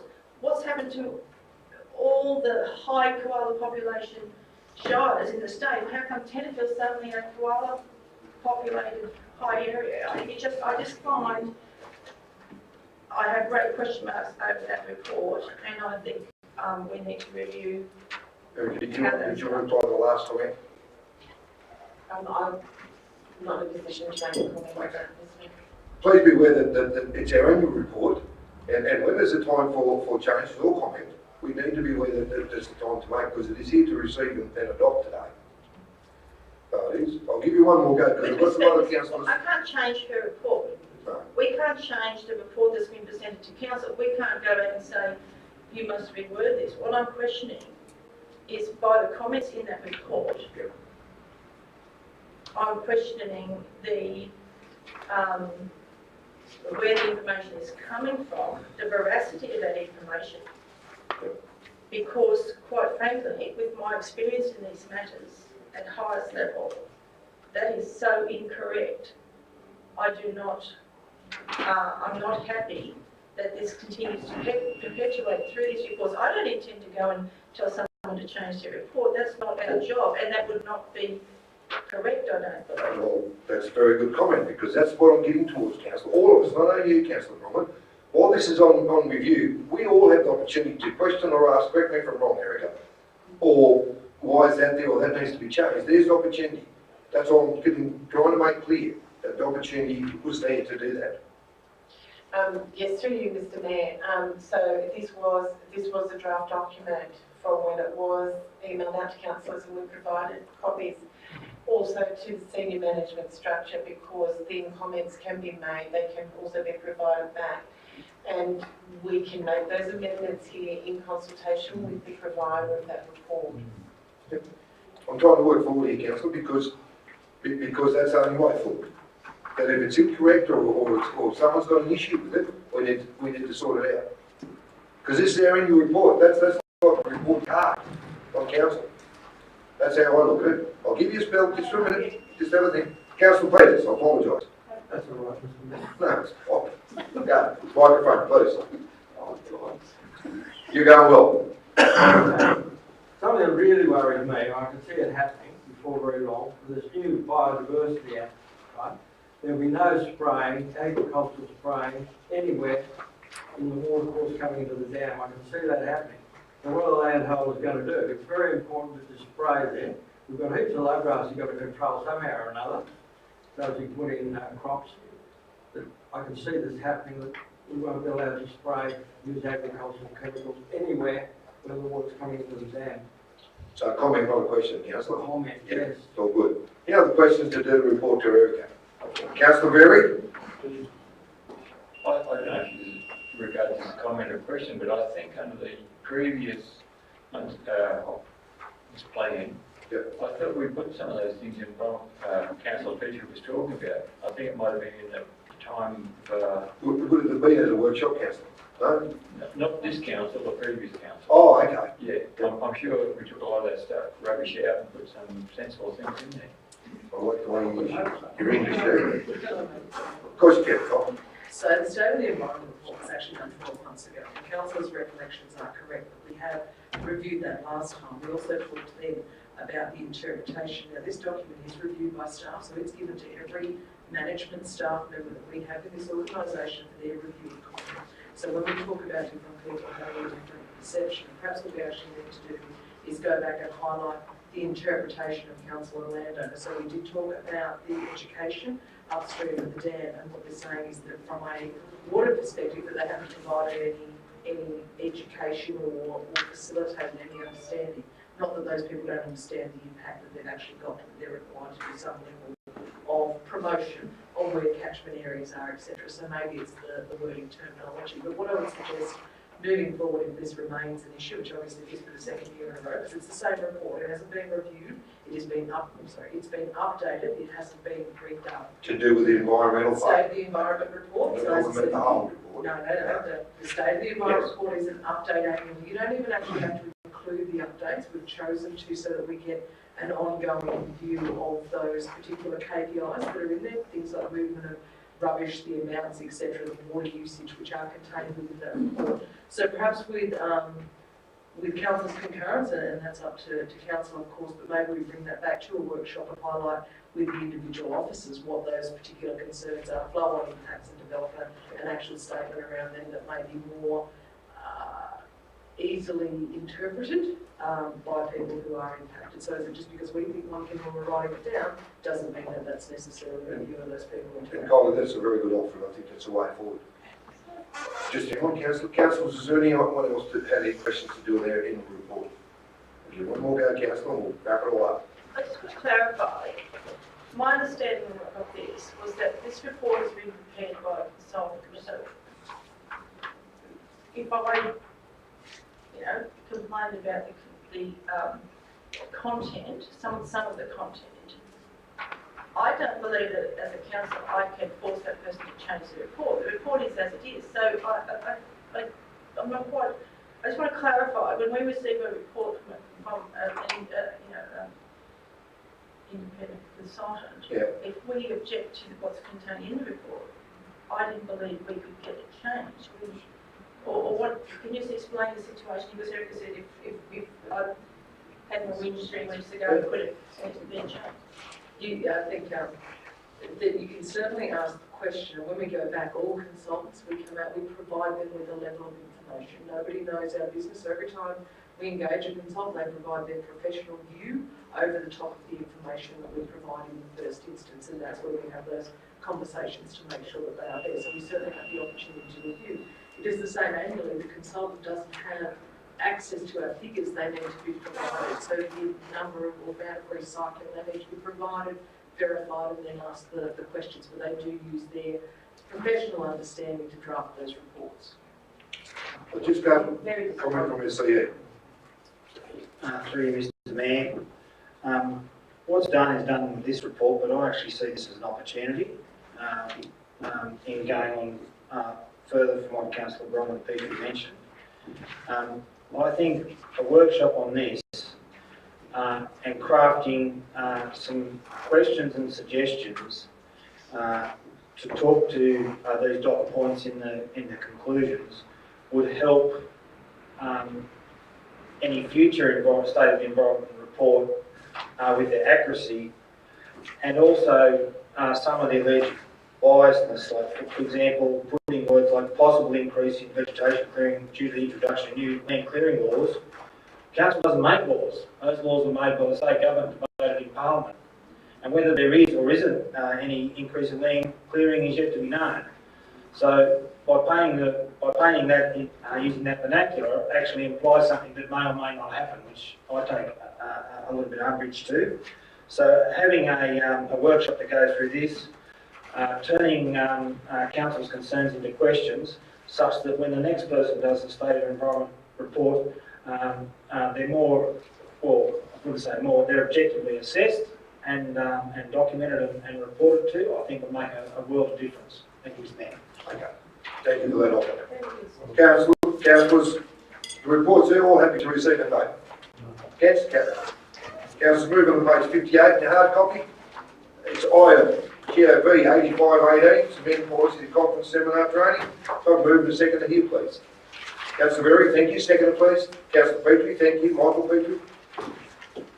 And I'll hand over to our Chief Corporate Officer to present this report. And pass it on.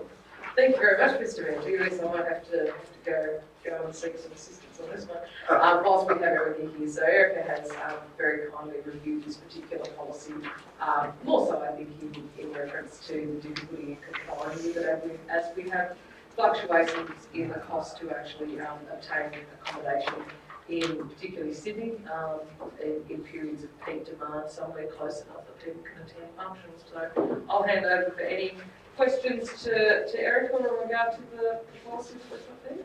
Be aware, councillors, the changes obviously are in the red. So there's changes in there. Questions?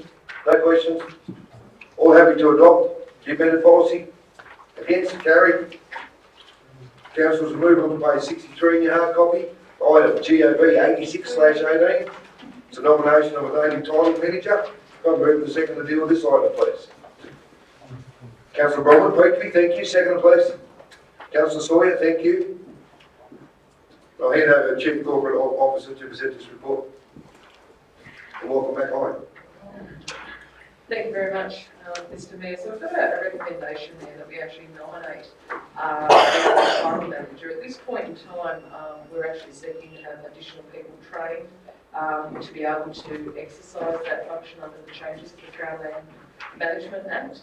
At this point in time, Jessica, as a staff member, they need to be nominated by name, not position, is the only person within the staff who's actually undertaken training, despite the fact that we are pursuing training opportunities for both Heidi Ford and Jennifer Donadell to be able to complete that training. It is a requirement that we have a nominated individual at this point in time, and it's the recommendation that's before you today. Any questions of Heidi, probably the first instance? Questions to do the report. Councillor Bronwyn Petrie. Thank you, Kylie. So once Heidi and Jennifer do their training, will we then revisit who is the native title manager? Andre's nodding, I'm not. The reason is that we have, the issue is actually providing some level, so it's not just one person, it is people appointed as native title managers to offer succession planning and to keep up those training and skills in case we find ourselves in a tight spot. We also have the unenviable position with this particular legislation where quite often we need somebody to do an assessment and somebody to do a review. So being a smaller council, that's quite challenging. So the more people's training we're able to maintain, the more concurrent we've got to actually meeting that particular legislative requirement. So it is quite onerous. So just to clarify, so do you mean when Heidi and Jennifer do this, they will all be native title managers, or just, okay? They will be nominated as native title managers, which means they have the skills to administer those requirements under the Act. So we don't get just one, we actually have, as I said, we were able to have several. Which is why Dave went originally as well. Correct. Any other questions to do with the report, councillors? All in favour to receive and to yes, to receive and no? Against, carried. Thank you. Page 65 in your hard copy, councillors. Item GOB 87/18. It's a new draft policy for concealed water leakage. Can I move to second the deal with this one, please? Councillor Berry, thank you. Second, please. Councillor Rogan, I thank you. And I'll hand over to Chief Corporate Officer to present this report. I'll pass that one on to. You've used your last go. Thank you, Mr. Mayor and councillors. Before I actually start on this one, I just want to point out that yesterday there was a document released from the Office of Local Government called Debt Management and Hardship Guidelines. And the reason I mention this is because this kind of relates to this policy and the next one that we'll be discussing. And basically there was a media release that went with it, and said that New South Wales local councils are being encouraged to work with people who have unpaid rates or other debts to get on payment plans instead of taking ratepayers to court. And so they issued these debt management and hardship guidelines, and these guidelines councils have to follow under the Act. So we have to follow them when we're developing our policies and so on around these areas. So What did you allude to the services that the state will provide? The debt recovery services that the state now provide also seem to be interesting juxtaposition to the new guidelines.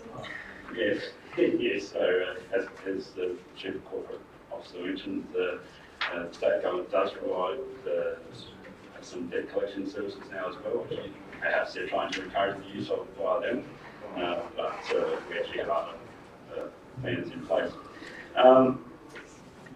So the reason I mention that is because this policy in front of you is a new policy, and it's around providing some relief to ratepayers who have a concealed water leak.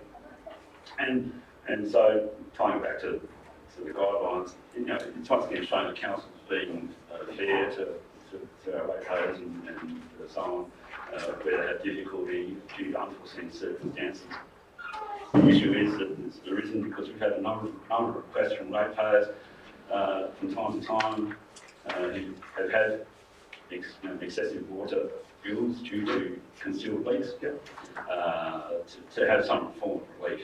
And there hasn't been a policy around this in place, and so it seemed timely to put one up, given that we have a couple of things on the desk at the moment and asking for relief. And yeah, we've looked around at what other councils do, and so this is really similar to that. It's recommending that we grant one-off financial relief in the form of either an account adjustment or extended payment period to customers with substantially higher than usual water consumption and sewer discharge charges. And it outlines the criteria around the leak. Has to be concealed, so it's just an appliance that's leaking. Wouldn't be considered, but it was a concealed leak if it can't be seen. The person will need to get a plumber in. It would actually need to be an excessive increase in the normal water consumption. And we have the form to be completed, and then there's a certain calculation of the concession that we've come up with as well.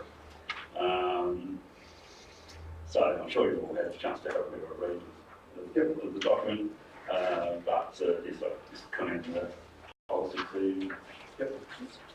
Sorry, Colin. And I was going to say, just as a last point, we have been putting all of these to council previously, but it's an opportunity now to actually formalise some of the items that have been in the report and delegate that function to administer on their behalf so that we can be a bit more speedy about that rather than.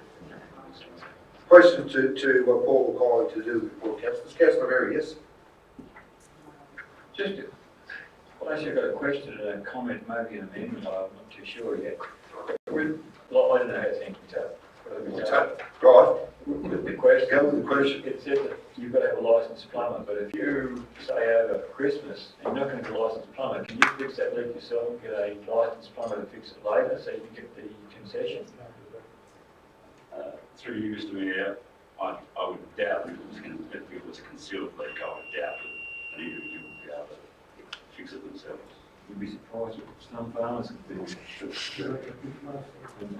Well, give us your thoughts there. It's a draft policy. What's your amendment? Okay, that's not an amendment, it's just an addition. Right.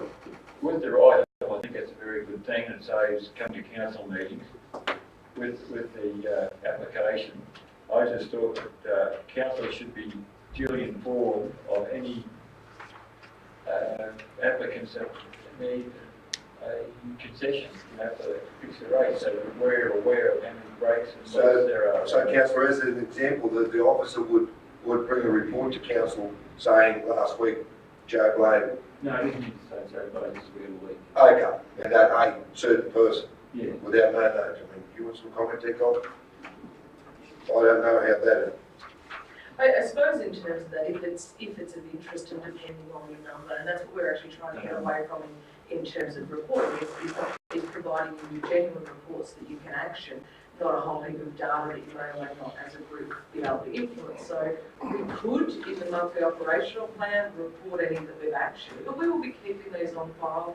They will be able to be audited manually externally at the time that we've complied with the policy. So we have a policy, we don't just get carte blanche to go, and if there was any outside the policy or that didn't fit, then we would obviously have to take other steps to discuss with council, etc., go outside the thresholds, etc., etc. You just to keep councils informed of, if there's multiple leaks or something like that, because we had a few happen. But on occasion, that was all. Councillor, I'm not questioning your question or suggestion, but I would see that some way or form would come back to us in a monthly report somewhere. Yes? No? You can, it's just a volume thing. So we rely on what you want to know in the monthly operational report. So we can tell you how many dogs we euthanize, we don't have to tell you how many dogs we euthanize. So if it's of genuine interest, we can put it in the monthly operational report if there is a requirement to have it. Otherwise, as I said, if we put in statistics on absolutely everything we did, you may miss some of those broader challenges. So I'm happy to take it on notice and include them in the monthly operational report if that satisfies the requirement. And obviously too, if we ever got a request for those, we would be able to go and do a full report on both our compliance with that particular policy, so making sure that we're following the rules, as well as any individual links that have, say, been approved to that particular time. Okay, any other questions to Colin or Paul to do the report? Councillor Bryan? Thank you, Mr. Mayor. I was just wondering how often the meters are read, because quite often it's only the council noticing a big jump in the usage that people are then aware. And I would support it coming in a monthly report because it is a budgetary impact, and I think it should be included each month if there's any, and we can certainly see if there's an increase, and therefore it might need a bit of advertisement for people thinking about the web pages, etc. But yeah, I was just wondering how often those meters are read. Through you, Mr. Mayor, our water billing is done 6 months. Thank you, Paul. Thank you, Councillor, for the question. Councillors, the attachment there for the new draft policy for concealed water leaks. All happy to adopt? Against? Page 78, it's item GRV 88/18, revised policy providing of debts. Policy number 1.230. Top move in the second here, please. Councillor Sawyer, thank you. Seconded by Councillor Forbes, and I thank you. And I'll hand over once again to our Manager of Finance and Technology. Paul.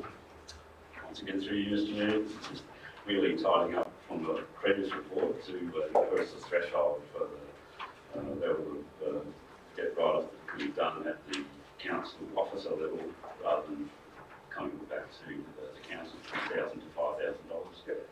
This for administrative purposes. Any questions to Paul to do with that? Councillor Rogan, yes?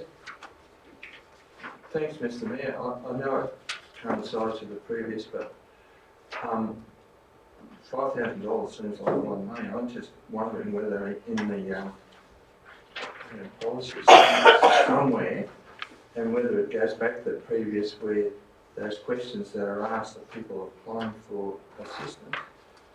I mean, can't people check if their own meter's ticking away?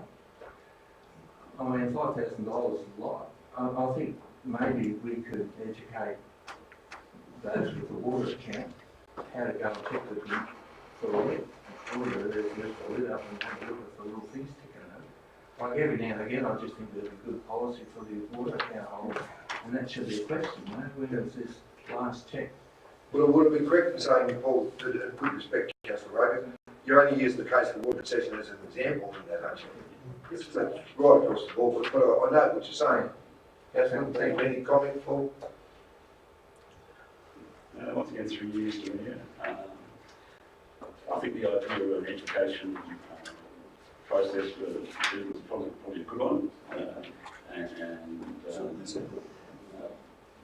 You know, I can just think of some of the cases recently I've received where it might be a more elderly person and so on. So, you know, are they going to go and check their meter? I don't know, but yeah, certainly education is a good thing to have. And Councillor, just to inform you, and I know you read it all the time, but in our, Councillor Rogan, in our local, that fortnightly news, I think we do send reminders and little bits of articles there from time to time to remind people about checking 4 weeks and things like that. I'm not sure about, I haven't seen that for a while, but You could be wrong. No, it's all good. Anyway. Okay, the report said councillors all happy to adopt. Favour, against, carried. Beautiful. Councillors, we're on page 85 in your hard copy. It's item GOB 89/18. Oh, we did the amended one.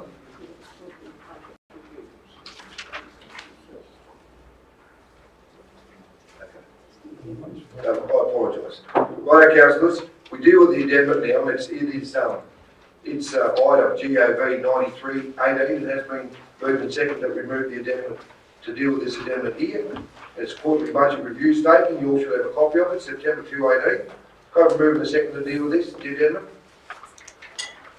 Councillor Brodman, Petrie, thank you. Seconded by Councillor Berry, I thank you. And once again, I'll hand over to Paul, Energy, Finance and Technology. Thank you, Mr Mayor. Yes, this is the September quarterly budget review. It brings into account carry forwards from the last financial year, some adjustments to the budget. You might recall that when I first started here, it was kind of the end of the budget process, and having reviewed the budget again now, there were some things picked up in there that needed some adjustments, so they've been made in this report too. I guess the major item is around the, you can see there's a request to approve an increase of up to 1.038 million council borrowing to fund additional works in relation to the dam wall project, which is something we've said before. So that's really the main thing. In terms of the actual profit and loss statement as such, I'm quite conservative in nature, so I actually reduced the profit forecast to some degree. That will increase, I've no doubt about that. That's just the way that I've dealt with some of the grant funding, particularly to the ND dollar-owned money. I just want to recognise it when it's received and match it to match the expenditure income, so that it's quite transparent as to where we are sitting. But that will no doubt increase. Some of the other things there are the pool, for example. You'll see that in terms of our income for the pool, part of the contract around that was that the income would go to the contract manager. So that's reduced our income there by about 50,000. Yeah, so there's a few things like that. We also had a bit of a tidy up internally between departments, and so there's been some adjustments internally there as well. So they're the major considerations. Maintaining around the downfall is really a big one. Thank you, Paul. Questions to Paul to do the report, councillors? Councillor Bromley? Yeah, I just didn't realise that the budget for the downwall had gone out like that much.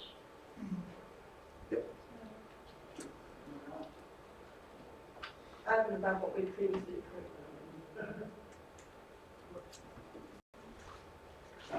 I think it's really useful, as I mentioned, that is subject to a separate report. No, sorry, that is subject to a separate report. But yes, in terms of the wash up of it all, we need an additional 1.03 million in borrowings to cover that off. And that's really the major variation in this report. A job well done at the end of the day. Any more questions to Paul to do the report, councillors? No, the report's there. All happy to adopt? Against? Carried? So that's the amendment. Councillors dealt with. We'll move back to our your normal, the hard copy, which is item 89/18, finance and accounts, the period ended 31st of October. Move to second here, please. Councillor Sawyer, thank you. Second place, Councillor Berry, I thank you. Once again, I hand over to Paul to present the report. Thanks again, Mr. Mayor, and the usual monthly finance report shows a cash balance at the end of October of $3,749,749.65, and trust account $321,533.93, and then there's a summary of our investments totaling $11,815,549.95. Questions to Paul to do the report? No? Report's there to receive and note, councillors. All happy to receive and note? Favour? Against? Carried? Page 88, the hard copy. Item GOV 90/18, capital expenditure report as at 31st of October 2018. Move to second here, please. Councillor Berry, thank you. Second, Councillor Roden, and I thank you. Once again, I'll hand over to our Manager of Finance and Technology, Paul Dowling. Thanks again, Mr. Mayor. This report outlines the capital expenditure for the period to the 31st of October 2018, includes the carry forward from last year and so on. Happy to take any questions. Questions to Paul? No? All happy to receive and note? All in favour? Against? Carried? Page 91 in your hard copy. Item GOV 91/18. I apologise, you've done that. Ahead of us.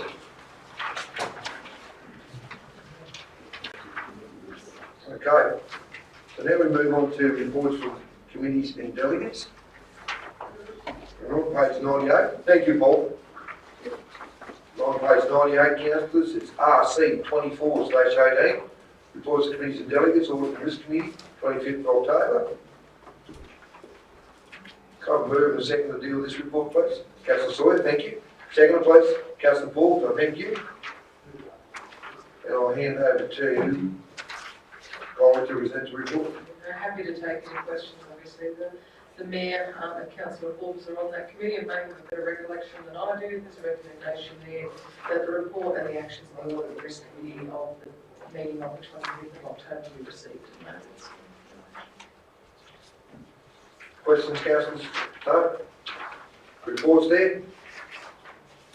All happy to receive? Against? Carried. Thank you. The first of Henry Lawson's reports. Page 105, the hard copy. RC 25/18, reports committees and delegates. Hard Start Bathurst, 1st to the 2nd to the 4th November 2018. Councillor Berry, Brenda Wolfe, you happy to move along those lines? Second, please. Councillor Rogan, thank you. Councillor Berry, I'll hand over to you to present your report. Thank you very much, very detailed. Yeah, I did leave one thing out. One of the groups have got funding to set up a portable museum, theatre, complex. And it may be able to go to some of the smaller businesses. So it's going to matter of shipping containers, etc. Whether it would be any use to Tenterfield, but mostly they're all dedicated, that type of thing, you know, so. I'll allow the council, especially with the work they're doing in those areas, you know, where they've got those big cement walls and the things to paint on. I feel that's really good to see. But obviously that's very good. And I do commend you because to remind councillors that Gary is on, our councillor Gary is on the board with Asphalt West, and I know that he works very hard along with them there, and we're proud to have him as our rep there, so he's been doing a good job. Any questions to the councillor to do the report? No? Report said councillors, happy to receive a note. Favour? Against? Carried. Council, page 108, it's RC 26/18. It's to do with the local traffic committee meeting held 14th of November. Being the chair of that, I'm happy to move along those lines. Second, please. Councillor Peters, thank you. Happy to take any questions, councillors. Do with the meeting. Councillor Bromley, you have a question? Yeah. Yep. Sorry, back with the Riley Street thing. Yep. I noticed it's ongoing. Yep. And that there's an issue or complications at Petrie Street.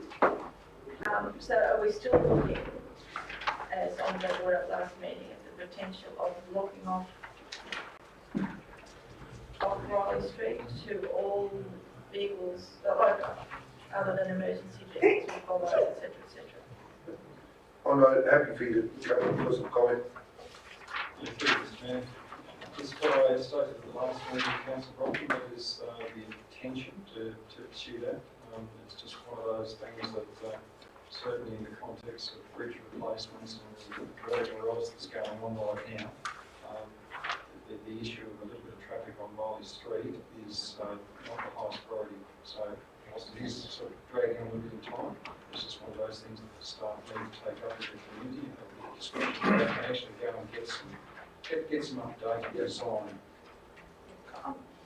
My issue is, I think it should be a consultation with the community of people who use that area, not just the people who reside there, who are often who have built post Yep. the other activities there. Residential. Yeah. Yep. So, I'm not entirely sure that I'm in favour of closing it off. That's something that's why it's always been there, because we want to get it right and to be supportive of what Andre said.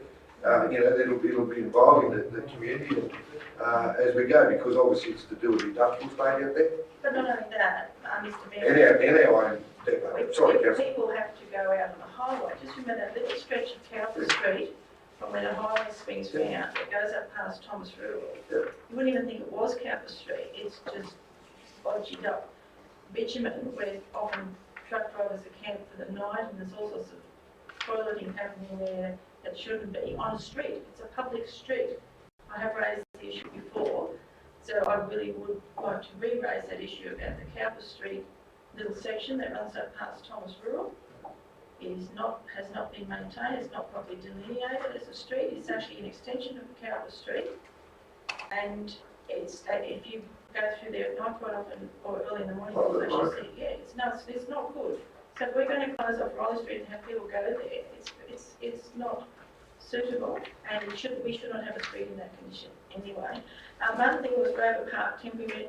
When does a temporary event require a DA? Is it when they charge money for entry, or just what is the trigger? I just wanted to know. Good question, Councillor. Look, I don't think I've given a justifiable answer today. What I'm happy to do is give you the temporary application, because there are several clauses, there's tick boxes about number of people, locations, activity happening, so it's a bit longer conversation than that. So what I am happy to do is to actually provide the councillors with the application and the check sheet there, so that if there's items of interest, they can ask some Thank you, questions. Any other questions, councillors, to do the report? No? Happy to receive a note? All in favour? Against? Carried. Councillors, movement to page this one, 19? 119? To do with, it's a notice of motion, it's item NM8/18. to deal with drought proofing farms. Councillor Berry, being the author, do you wish to move that? Come, second, please. Councillor Oden, thank you. And once again, Councillor, is Henry Lawson start with the papers, or love to see that? No, it's Dorothy McKellar. No, but you're Henry today. I know, I wish you read all of it. That's enough. Actually, the first part of that, she started off writing about when she's in England, and the rest was in Australia. So I found that very interesting. Oh, book was interesting. But I love that line. Yeah. That's why you used, I noted that. Yeah. Good on you. No, there's a few serious issues here arising from the drought. I don't think any of the governments have got the handle on the long-term vision for this country. And I just hope that they start taking that and get a long-term vision for this country, because we talk about climate change. I should mention climate change in this, because I really love that. But actually what it does is it makes people, whenever they click climate change on Google, things like this come up.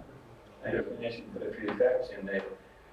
I like the piece about the 400-year drought on the Fitzroy Basin. It seems to be forgotten by all our climate change fanatics, and it's been happening forever. I didn't even bother mentioning the net zero data about it being 8 degrees of warmer 9,000 years ago. And we've been in a steady decline ever since, and plateaued off for the last couple of thousand years.